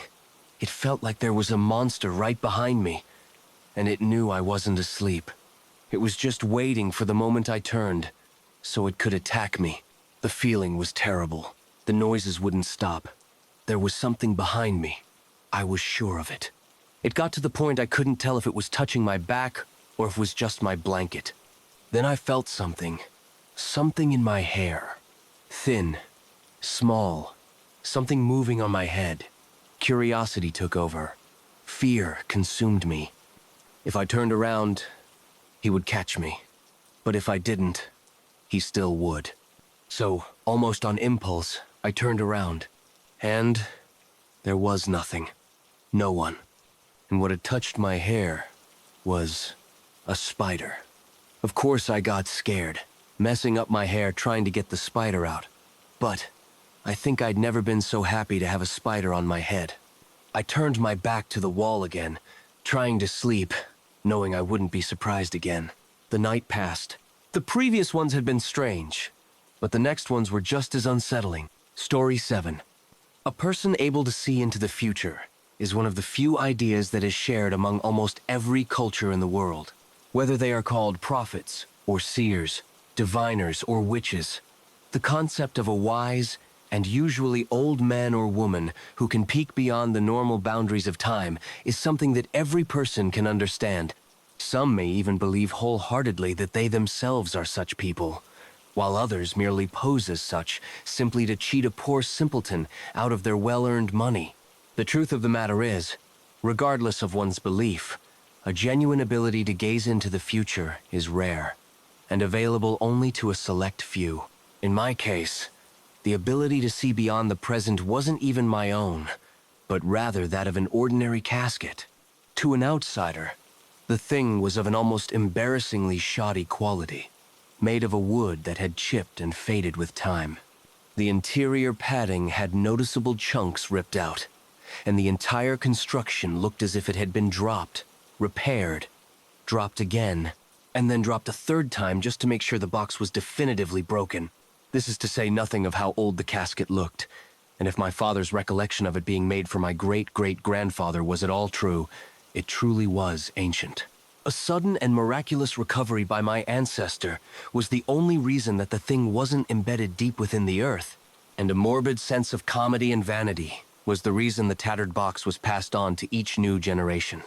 From what I can recall my grandfather saying of his own grandfather, no tears were shed when he actually did die. All this to say that the casket was not a cherished heirloom when it eventually passed into my care at 25 years of age. My father had been all too happy to get rid of the thing once he had an excuse, and me purchasing my first house together with my wife was exactly the one he had been waiting for. Unlike my father, I didn't protest when it was passed on to me. Maybe my deep interest in history compelled me to more properly cherish the box. Or perhaps I simply shared the same morbid sense of humor that my ancestor did. My father had kept the box in a secluded section of our family basement, hidden away behind a mess of blankets, boxes, and spiderwebs. When I moved it into my home, I made sure that it was at least well cared for, tucked away neatly in my own basement, with its own special corner where no other items were kept. I can still distinctly remember the first time I realized the power the casket held within its wooden frame. It was a quiet weekend, and one of the first in several months where both myself and my wife had the fortune of not going into work. With the opportunity so easily within reach, we took advantage and resolved to clean the entirety of our home, starting from top to bottom, leaving no corner untouched. For this reason, the casket was the final stop on my sanitation journey. I had just opened the lid to ensure the inside of the casket was properly cleaned when I saw something that gave me pause. There was a man in the box. Now, let me clear that I am not a heartless person. I do not feel nothing in the face of death, nor do I remain unshaken in the presence of the unexplainable. I am, however, a man of deep curiosity and a desperate need to uncover fascinating mysteries. So I ask you not to judge me for not immediately being distressed by my discovery, though I was most certainly alarmed. But more than the alarm, I felt a deep curiosity, almost unnaturally so. The man was old, possibly in his 80s, with a thin and neatly trimmed white goatee that matched his shoulder-length silver hair. He wore a tan suit with a blue tie and had a plain red flower in his upper breast pocket, though I could not tell you what kind of flower it was. It did not look like the man had been embalmed, but there was a definite stillness to him that certainly only came when the body had died, rather than simply fallen asleep. Above all, the man looked peaceful and at rest. Before you think I was entirely psychotic, I will say that I did find the encounter entirely nonsensical, and had plenty of questions concerning the man's sudden appearance. Who was this man? Why was he suddenly in my home? Had someone broken in? If so, why was this what they had chosen to do with my unawareness of their intrusion? I was also sensible enough to realize that even if I were to go to the police to find the answers to these questions without any evidence, no one would believe me. I'm not sure I had ever been so grateful to live in an age where the most common accessory on one's person had a built-in phone. I had only looked away for maybe 2 or 3 seconds to pull my phone out of my pocket and open the needed app. But even in that brief amount of time, I found myself absolutely dumbfounded when I turned my attention back to the casket. It was empty. I checked the box several times over, even closed and reopened it twice to make sure I hadn't simply imagined the body vanishing. I knew I had seen it. It had been right in front of me only moments ago. Then, just as quickly as it had appeared, it was gone. To that point in my life, I had never suffered from waking dreams or hallucinations. And before you ask, no, I have not since, either. Even so, I was at a loss of what else to label this strange encounter as other than just that, a hallucination. So, I resolved to schedule an appointment with the doctor, and would leave it at that until the next morning. I did not tell my wife what I had discovered in the basement. She almost certainly would have deemed it as either a joke or insanity. As it was neither a joke nor a fit of madness, I had no desire to indulge in either of those discussions. Besides, my wife had always harbored a somewhat irrational fear of basements, or fundophobia, as she called it, due to an abusive father who would, at times, lock her in their cellar as punishment for any perceived slight. I didn't want to give her any more reason to fear a part of our home, especially for one as outwardly unbelievable as what I had experienced. We were preparing to leave the house and go to church that following Sunday. I recall scrolling through my phone and looking through my various video recommendations to see which one I would use as background noise during my drive. I scrolled through what felt like several pages of uninteresting offerings before my attention fell upon something that stopped me in my tracks. One of the videos contained an image of a man that looked exactly like the one I had seen in the casket the day before. He had the same trimmed white goatee and hair, wore a suit that was the exact shade as the one on the corpse, and most damningly, even had the same blue tie and red flower. The title of the video likewise gave me pause, for it was that phrase that made me first suspect the casket's strange powers of foresight. Mayoral candidate Rob Heathmore found dead in his sleep at 83 years old. I must reiterate again that I am not a man with no feelings or morals. I detested what I read outright, and even felt a shimmer of sadness for this complete stranger. More than that, however, was the feeling of fascination. Fascination that I had seen this man likely mere hours before his demise, miles away from anyone who would have even recognized me. How had I seen it? Why had that man appeared in the casket? Had events like this been common to all of my relatives? Was that why they had always been in such a frenzy to get rid of it as soon as they could? Had my great-grandfather been the first to see this? Or his own father, whom the casket had originally been made for? Had what I seen even been real to begin with? Out of sheer desire to look into this, I feigned feeling sick as an excuse not to leave the house. My wife, angel that she was, understood completely, kindly shepherded me back to bed, and even saw fit to bring me a bowl of homemade chicken noodle soup. I'm fairly certain there were saints in heaven who would fail to hold a candle next to my beloved wife. I spent the rest of the day researching Rob Heathmore, seeing if I could first find some link that would tell me why I saw him in the box. Admittedly, I had no idea what I was even looking for, so it was absolutely no surprise that I found nothing. He was an old man who had been running for mayor and died in his sleep. It was as simple and as boring as that. Dejected, but still curious, I decided to let that matter rest for the time being, electing instead to keep an eye on the casket, deciding instead to ask each of my living relatives who had owned the casket of their own time with it following morning. My questioning returned both no information at all and a curious string of facts that only deepened my intrigue.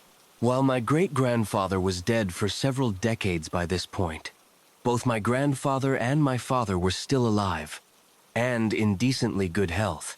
So, when I texted them about their time with the casket, both responded quickly and punctually. Both claimed that there wasn't much to tell, that they simply stashed it away and left it to gather dust, trying their best to pay it no mind at all. More tellingly, however, were their answers to the question of strange phenomena linked to the box. Both responded with a stern and decisive denial. When I tried to press the subject, both demanded that I stop taking about the casket and to just leave it alone to rot. If there truly was nothing to tell, why were both so adamant on denying it? Another weekend eventually came to pass, and my curiosity had only grown. For as hard as I tried to leave the encounter out of my mind, to focus on work, or my wife, or anything that might have better deserved my attention, my thoughts would always drift back to that broken, practically falling apart casket. I needed to know for sure. I needed to try again. That night, after my wife had gone to sleep, I snuck out of our bedroom and made my way back down to the basement, stepping ever so carefully so as not to wake her. Using the light from my phone, I steadily approached the illuminated wooden frame of the casket, let my hand rest gently atop its lid for just a brief moment. I thought about how absurd what I was doing sounded. Was I really sneaking off in the middle of night hoping to find a corpse in this thing? Why was I so invested in seeing another stranger's lifeless body, to the point where I would be disappointed if the box was as it naturally should have been, empty? Again, I ask you, if I were so heartless and psychotic, would I have asked these questions? Would I have hesitated as I pondered whether or not to even lift the lid? I assure you, a madman would have no hesitation at all. It was, in fact, with a trembling hand that I lifted the lid of the casket, and a fierce pounding in my chest as I beheld what laid inside. It was a woman. She was young and pretty, with long black hair that flowed down her chest, ending just below her breasts. The red dress she wore was simple and had been decorated so as to gently sparkle in the light. She had freshly painted red fingernails and just enough makeup to accentuate her natural beauty. I was terrified and ecstatic all at once. I knew I hadn't just imagined the first incident. I was sure of that now. This casket, whatever it was something beyond what I understood, and that uncertainty absolutely enraptured me. However, this was still a body that belonged to someone that, at least at the moment, was still living, and would be dead by morning, given past indications. It felt almost perverse seeing the young lady's body like this, like I was prying into an event I should by all means have no knowledge of. More than that, it felt like I was privy to an event that no simple man like myself should know about. The veil of life and death had been parted, and I witnessed something that mortals were never supposed to see. It was like I had seen the ending of a movie that hadn't even released yet, and the thought was both empowering and at the same time haunting. I stood there for some time, I don't know how long, taking in every feature of the girl, terrified to look away, lest she vanish much like the man before had. Eventually, of course, I did have to look away, rubbing the sleep from my eyes as I grew more tired with the passing hours. When I looked back, she was gone. I was disheartened to see her gone again before I could capture evidence, but also relieved to no longer be in her presence. Without a sound, I gently closed the lid and returned to bed. That morning, I read about her death on the news. A young starlet who had been a small sensation, dying merely days before her newest release due to an overdose. It truly was a tragic death.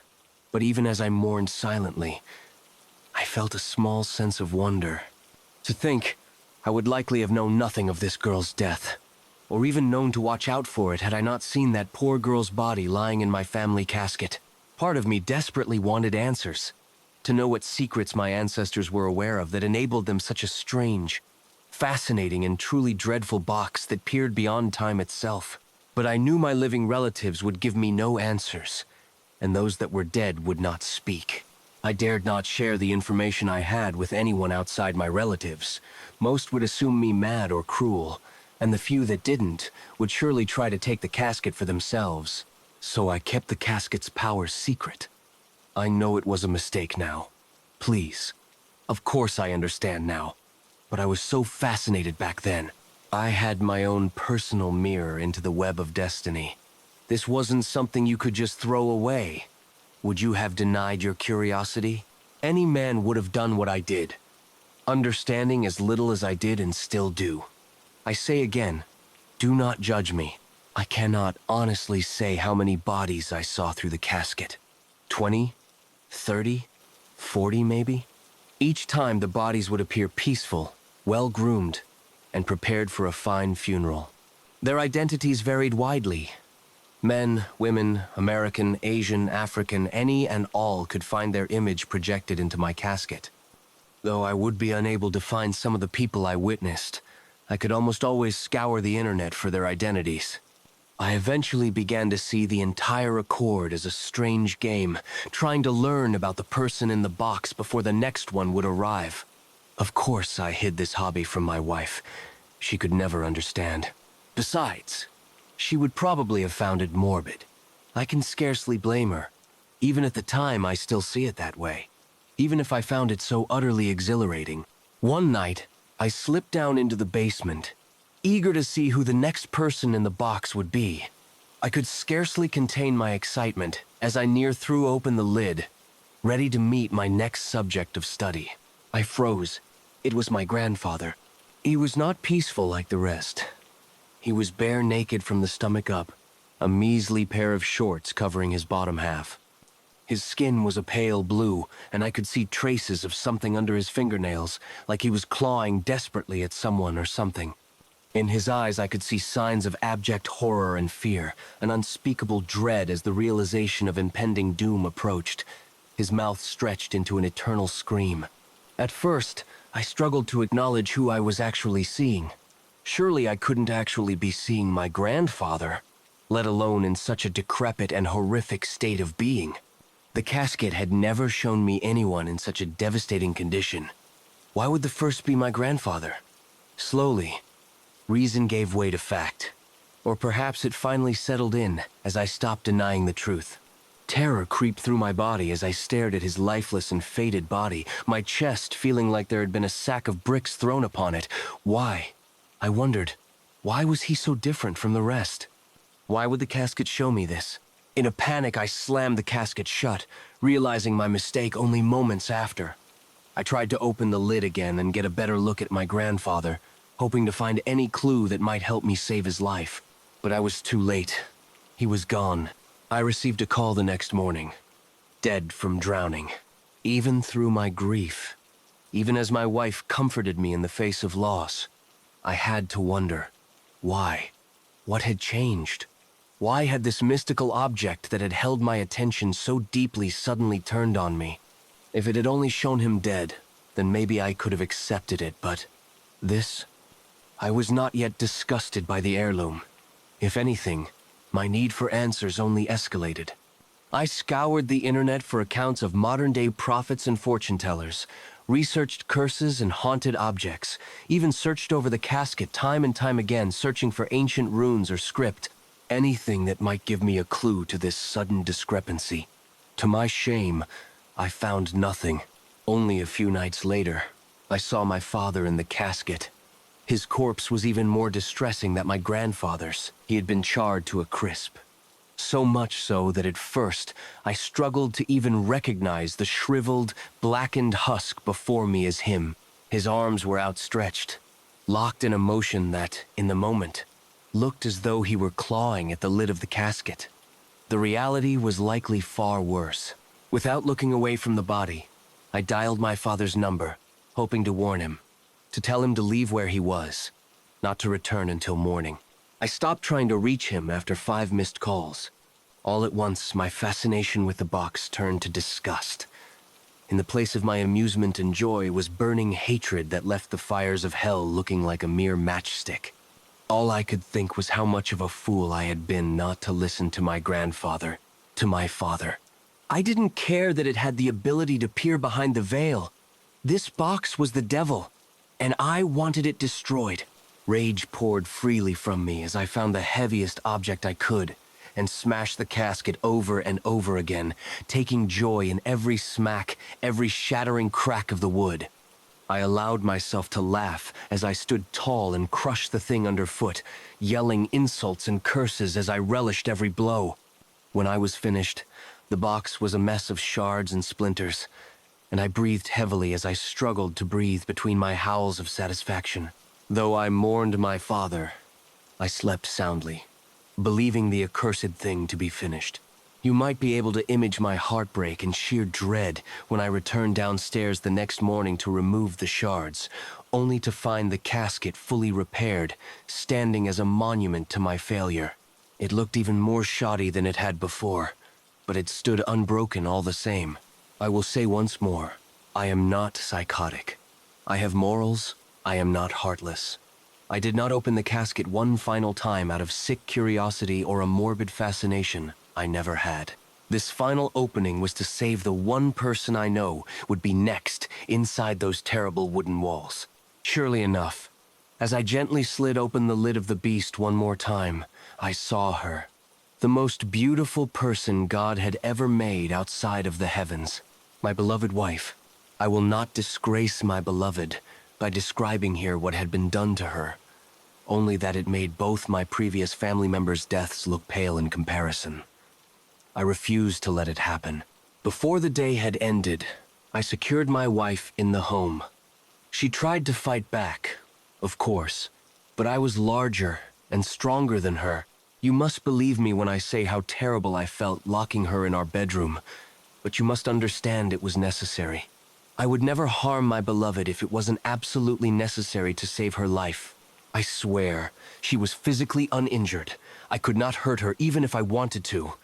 I suspect not a single one of you would not have done the same. After I was certain she was safe, I prowled the outside for someone, anyone who bore even the semblance of similarity to my beloved. Hours passed, and I feared the matter hopeless, until I found by stroke of luck a young woman exiting her car, groceries freshly purchased. I will not lie to you and say it was quick. I had to be sure the woman had the same look of shock and fear that my wife did, that the cuts were exact, the measurements perfect. I could take no chances with my beloved. She had to live. I would not let the devil have her. What further proof do you need that I am not heartless than the fact I turned myself in? What more evidence can I give I bear morality in my heart than the fact I denied nothing? That when pressed for why I did it, I told the truth? The truth of that damned casket and its unholy vision? They judged me mad, said it was all nonsense, that no sane man could have looked at the events I saw and come to the same conclusions. I raged at my defense for daring, accused me of being mad.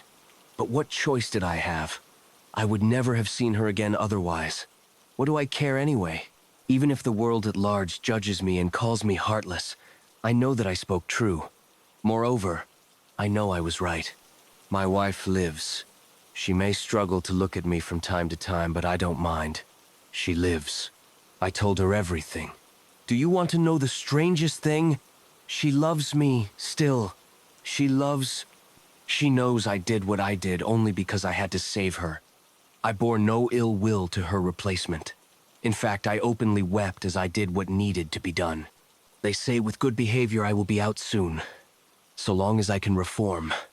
I see fear in my wife's eyes. But I assure you, as I assured her, I would never harm her. The only thing I wish harm to is that casket. I may have failed to destroy it before, but when I am free, I will find a way to break it. It is a vile, evil thing that I should never have associated with. I see that now. It is with that thing that the blame lies. I may be guilty, but it was the mastermind. Believe that. And believe me when I tell you this. I am not psychotic. I am not heartless. And that casket is the devil. Story 8. I don't mean they'd leave for a party or a night out. No. They'd vanish gone without a trace by sunset, leaving me alone in the house. I'd search for them, call their names, but they were always gone, like they'd never existed. It wasn't something we ever talked about. The next morning they'd be back, acting as if nothing had happened, like it was just another night. But it wasn't.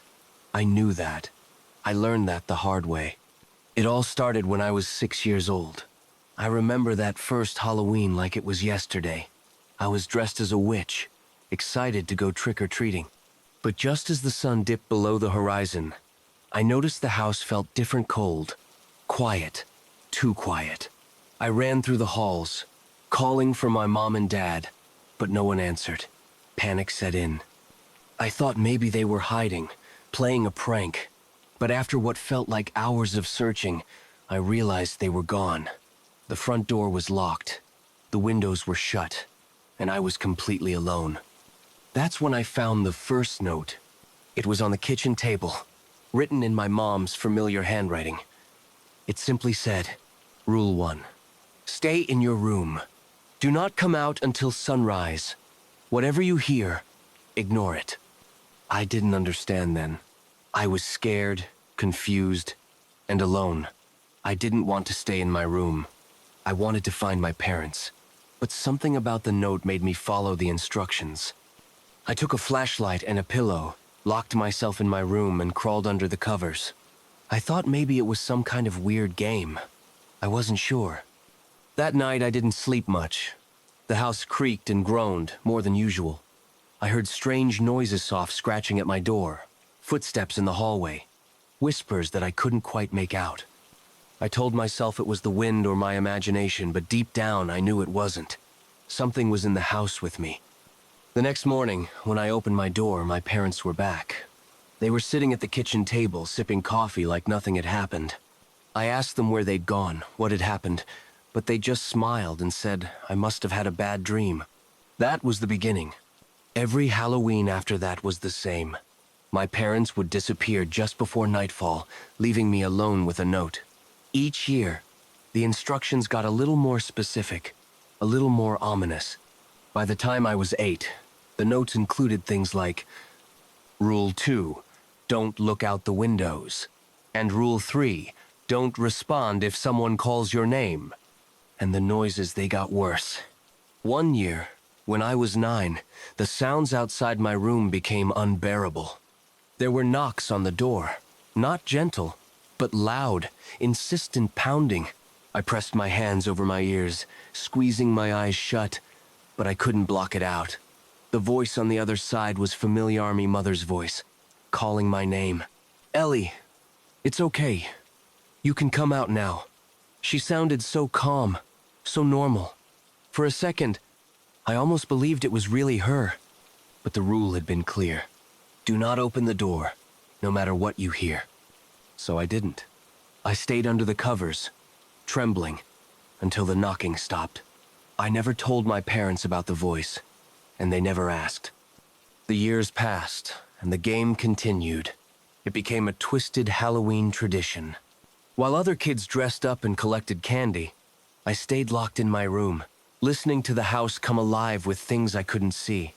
I became used to the notes, the strange noises, and the feeling of being watched.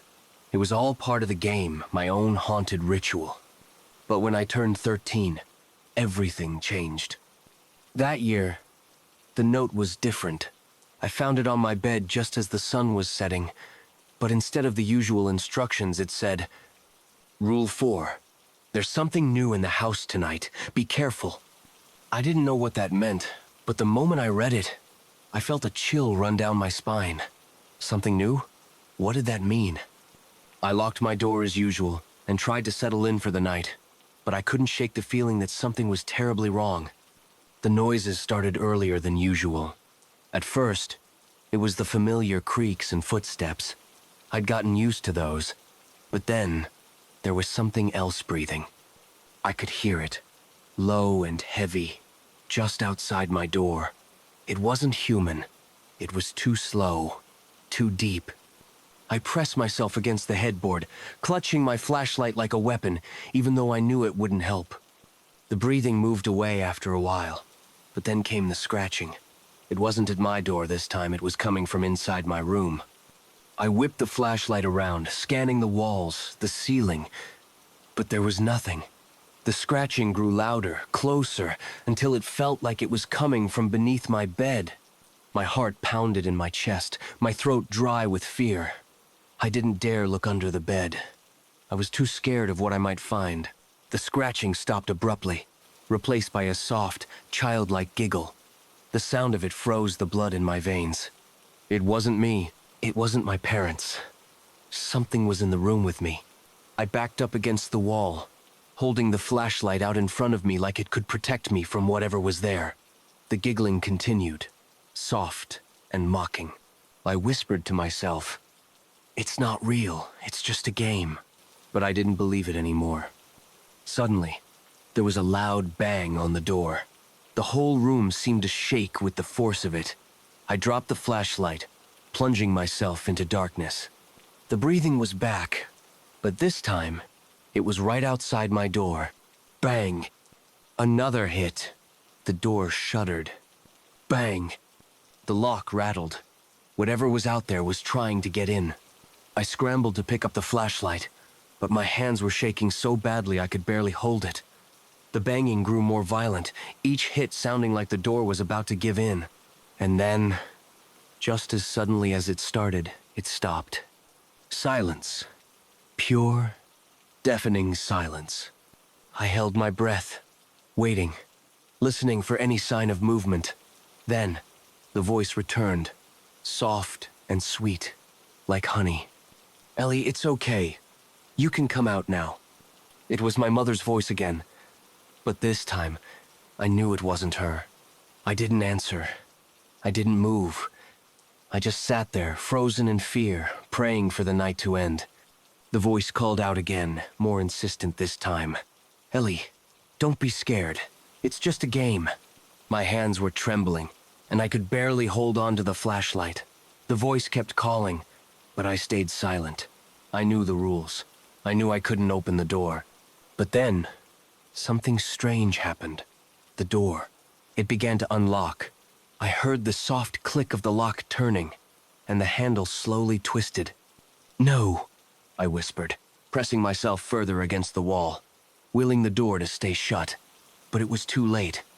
The door creaked open, just a crack, but enough for me to see a shadow in the hallway, something tall and thin, its limbs too long, its fingers clawed. It wasn't my mother. The creature stood in the doorway, unmoving, watching me. I could feel its eyes on me even though I couldn't see its face. My heart was pounding in my chest and I felt like I might pass out. And then, just as it stepped forward, the first rays of sunlight crept through the window. The creature recoiled, hissing like an animal, and within seconds, it was gone. The door slammed shut, and the house was quiet again. I didn't leave my room until the sun was fully up. When I finally opened the door, the house was just as it had been the night before Celent, empty, as if nothing had happened. My parents were back, sitting at the kitchen table, drinking coffee like they always did. I stumbled in, shaken and pale, and told them everything: the creature, the scratching, the voice that wasn't my mother's. They just looked at me, exchanged glances, and then my dad laughed softly. "You must have had a bad dream," he said, shaking his head. "Nothing like that happened, Ellie.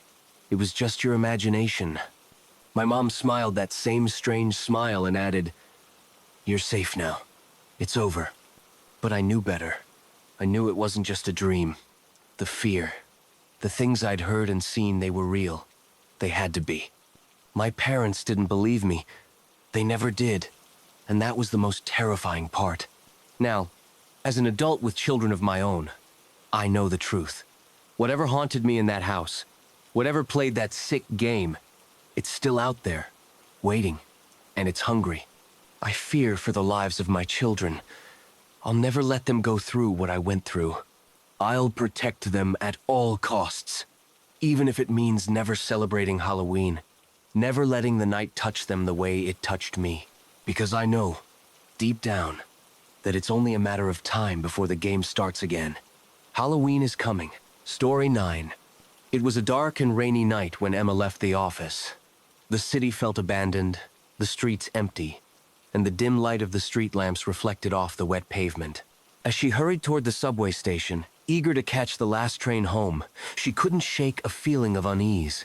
When she arrived, she was disheartened to find the platform completely deserted, a sense of foreboding creeping over her. Emma sat on a damp bench, pulling out her phone to check the time. 12:05 a.m. The last train was scheduled to arrive any minute. She took a deep breath, trying to calm her racing heart. The air felt thick, and the shadows seemed to stretch unnaturally around her. Just then, she heard the distant sound of a train approaching. A wave of relief washed over her as she stood up, adjusting her coat against the cold wind. The train screeched to a halt, its doors sliding open with a mechanical hiss. Inside, the car was dimly lit, and it was eerily empty. Emma hesitated for a moment, glancing back at the deserted platform. The next train wouldn't arrive for another hour, and she didn't want to be stuck waiting in the cold. Summoning her courage, she stepped inside. The door closed behind her with a soft thud, and the train lurched forward. As the train moved deeper into the dark tunnel, Emma noticed the air grew colder. The flickering lights above cast strange shadows that danced along the walls. She sat alone, her heart racing with anxiety. Suddenly, she heard a soft whispering, barely audible but distinct. "Help me." Emma's breath hitched in her throat. She glanced around the empty car, feeling a rush of panic. The whispering continued, growing louder and more urgent. "Help me, before it's too late." Her eyes darted nervously around, her heart pounding in her chest. The lights flickered more violently, and in the shadows, she thought she saw a figura woman with hollow eyes and a desperate expression. Emma stood frozen as the apparition extended a hand toward her, its ghostly fingers reaching out. "Get off this train!" The figure screamed, her voice now echoing throughout the car, drowning out the sound of the rattling train. In a surge of adrenaline, Emma bolted for the doors. She pounded against the glass, but they refused to budge. Her heart raced as her screams mingled with the ghost's wails, the air growing thicker with terror. The lights flickered one last time before plunging the train into total darkness. Just as Emma thought she might suffocate from fear, the train finally screeched to a halt. The doors slid open with a soft click. She stumbled onto the platform, gasping for breath, her heart racing. Looking around, Emma found herself in an unfamiliar station, one that looked old and dilapidated. The lights flickered above her, revealing faded signs that read, "Final Destination." The chill of fear returned, as she realized this was not the station she recognized. Panic set in as she turned to look back at the train, which now seemed to dissolve into the shadows. "Where am I?" she whispered to herself, her voice trembling. Emma's pulse quickened as she noticed the walls of the station closing in, the air growing colder still. Desperate, she ran towards the exit, but the door wouldn't open. She pounded on it, shouting for help, but her cries echoed back to her, swallowed by the oppressive silence. "Help me," the voice whispered again, this time closer, reverberating in her mind. Emma spun around, searching for the source. The apparition materialized again, her hollow eyes filled with sorrow and urgency. "You shouldn't have come here," she rasped, her voice like ice. "You must leave before it's too late. Please," Emma begged, tears streaming down her face. "How do I escape?" The ghost pointed toward a darkened tunnel behind her, its depth seeming to stretch endlessly. "That way. If you run, you might make it. But you must hurry. They are coming for you." Without a second thought, Emma sprinted toward the tunnel, her heart pounding in her chest. As she ran, the whispers intensified, echoing off the walls, and the cold air seemed to grasp at her limbs. Suddenly, a loud train horn blared behind her, the sound reverberating through the darkness. She dared not look back, focusing solely on escaping. The whispers turned into screams, urging her to keep going. Just when she thought she couldn't run anymore, Emma burst through a door into the light. She found herself back at the familiar station, the one she had left earlier that night. Panting and shaken, she glanced back at the tunnel, now just a darkened doorway. The station was alive again, people bustling about, unaware of the horrors that lurked just beneath the surface. Emma shuddered, knowing that she had escaped at least for now. But as she stepped out into the night, she couldn't shake the feeling that the last train would always be waiting for her, ready to take her to a destination from which there was no return. Story 10. My mother passed away 2 weeks ago. Heart failure, they said. I didn't believe them. When I went to collect her things, the nurse explained to me that all her things had been collected by her sister. My mom didn't have a sister. In fact, growing up, I never even met my mother's parents, my grandparents. The only family I knew outside of my immediate family was my dad's family. The nurse told me that the person who picked up my mother's stuff left a note. "Meet me at the diner on 16th. It read.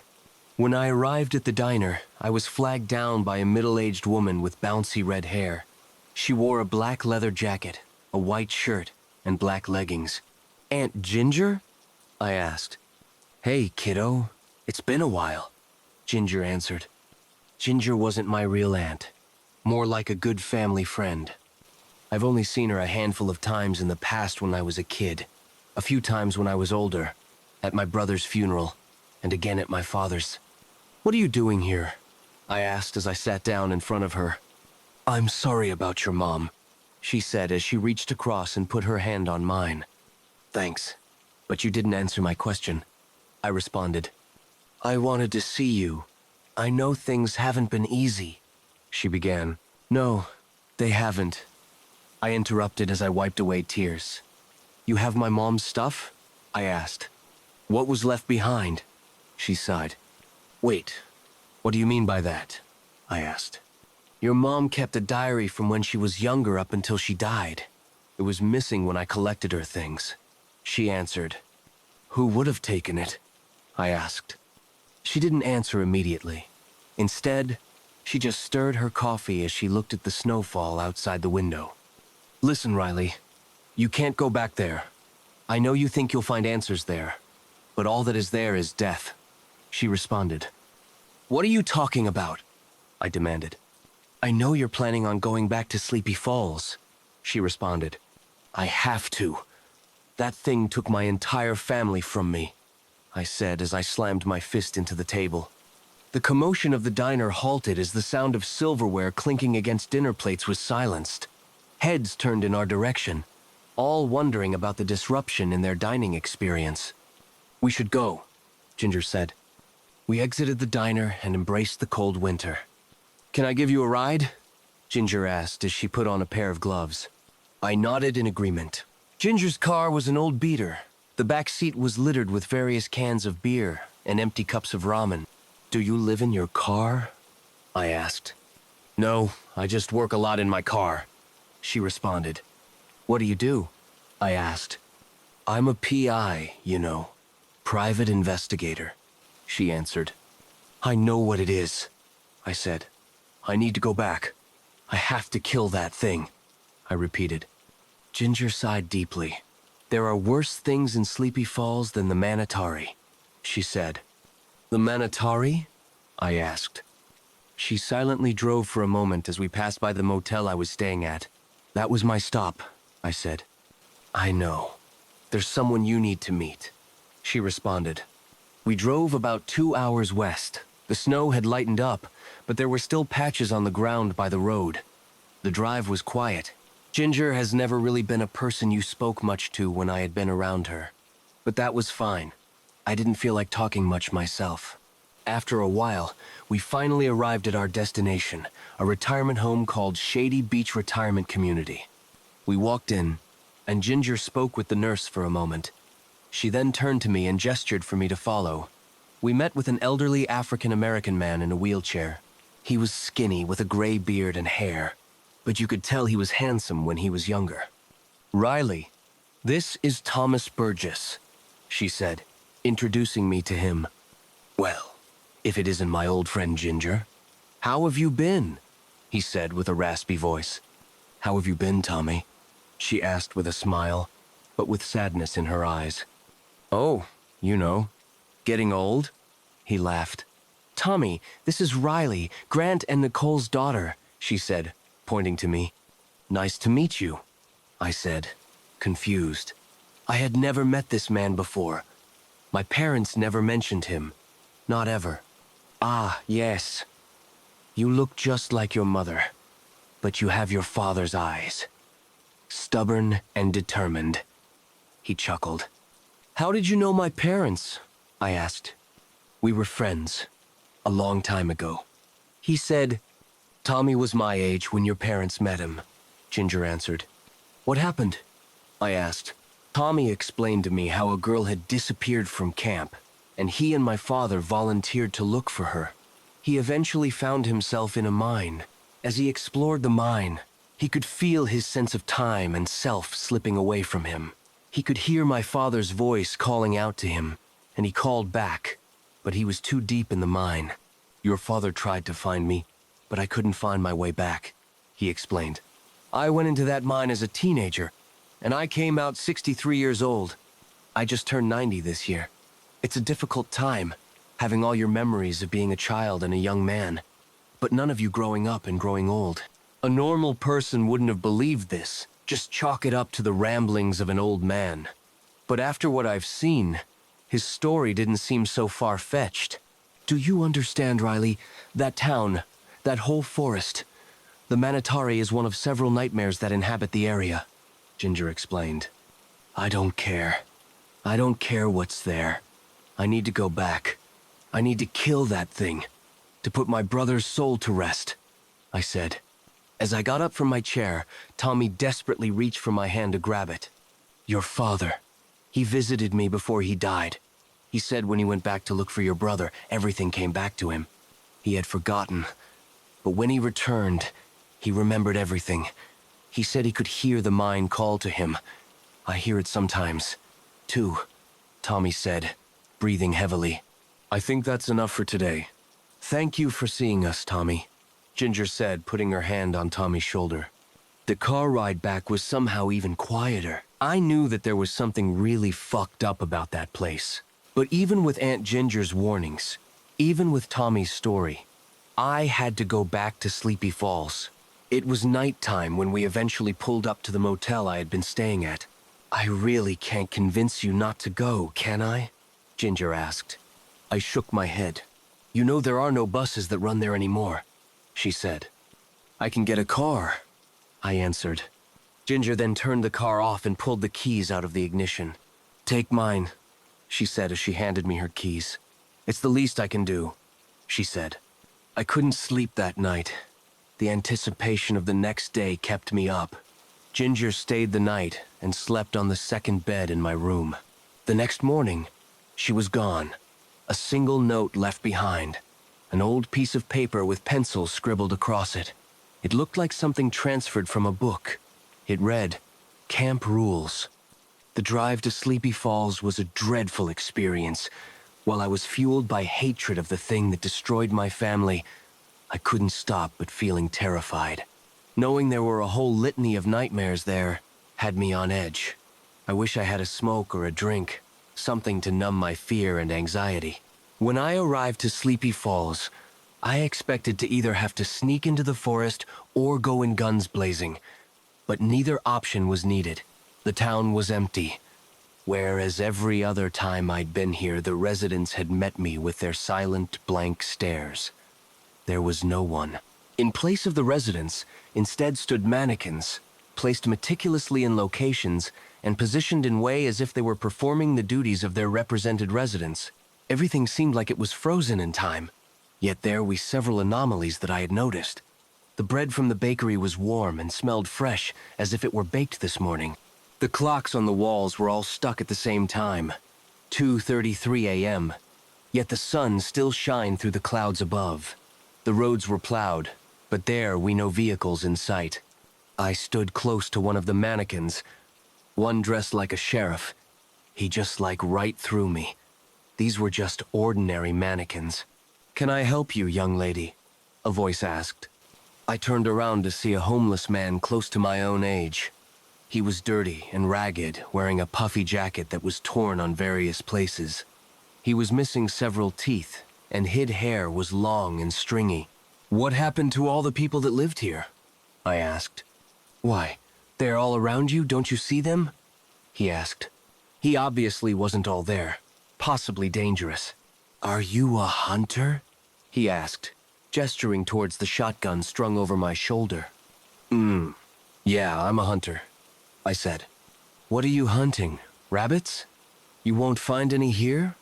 "You won't find much of anything here," he laughed. "I'm Simon, by the way," the homeless man said, extending his hand forward to shake mine.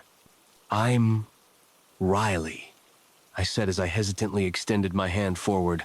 He then reached towards me and grabbed my wrist. "Riley? Riley? Riley? Riley, Riley, Riley, Riley, Riley!" he screamed. I was able to break free of his grasp and immediately turned and began to run. "Run! Rabbit! Run!" he screamed at me. I turned to see Simon get on all fours and begin chasing me. His movements appeared unnatural, yet seemed to be normal for him. I couldn't outrun him. I had to turn and fight. As he approached closer, he moved from all fours back to two legs. But he didn't run at me the way a normal, full-grown adult would, but moved the way a toddler would. I pulled my shotgun from around my back and slammed the butt of it into his face.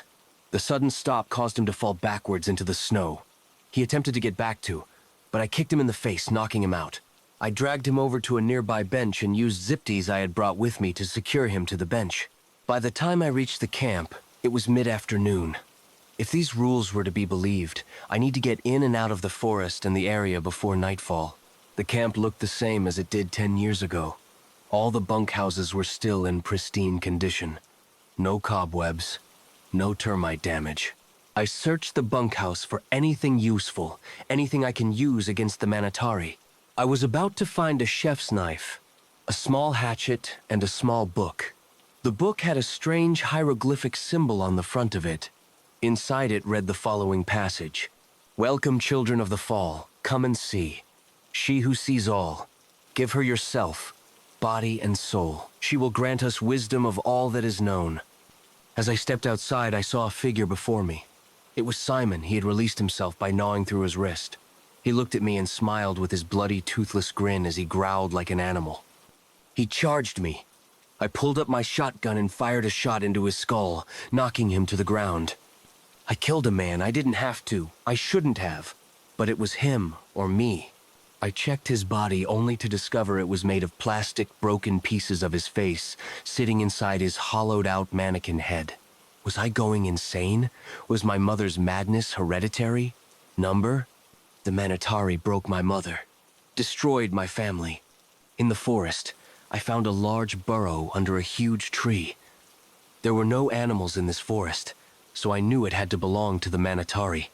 Before I entered, I took stock of all my items, reloaded my shotgun and grabbed a headlamp for light. I descended into the burrow, under the tree, deeper into the lair of the Manatari. When I found it, it seemed inanimate, sleeping amongst the roots of the tree above. It had a head was made out of a bear's skull. Its body was made of wood and wrapped vines, except for its rib cage, which was made in bone. Within the ribcage, I could see its organs pulsating inside. I raised my shotgun to its head and fired a shot. It shrieked in pain as it awoke, thrashing against the roots that held it. I pumped the next shell and fired the next round, hitting its chest. Another shot aimed for its chest, but the creature's flailing limbs knocked my barrel down, causing the shot to hit its leg. Before I could reload, the creature successfully broke free and knocked my shotgun from my hands.